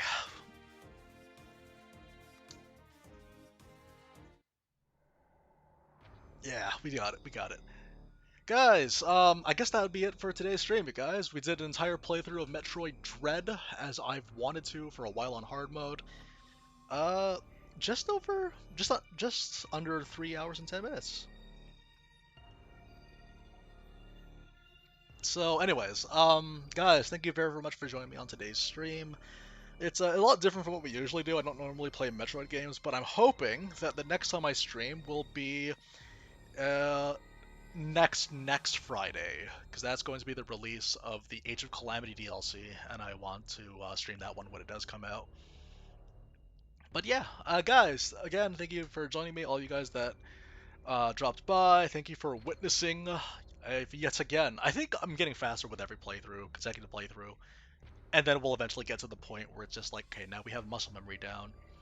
But yeah, I'm gonna move on to some other games after this. I think I am free of Metroid Dread for a while.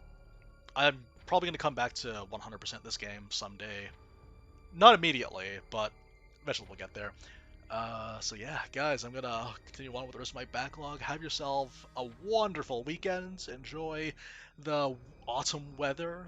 Enjoy playing Metroid Dread or whatever other games that you guys have planned for this weekend. And I will see you guys in 2 weeks. We're gonna start the Age of Calamity final DLC when it happens. See you guys there. Take care, everyone. Bye bye.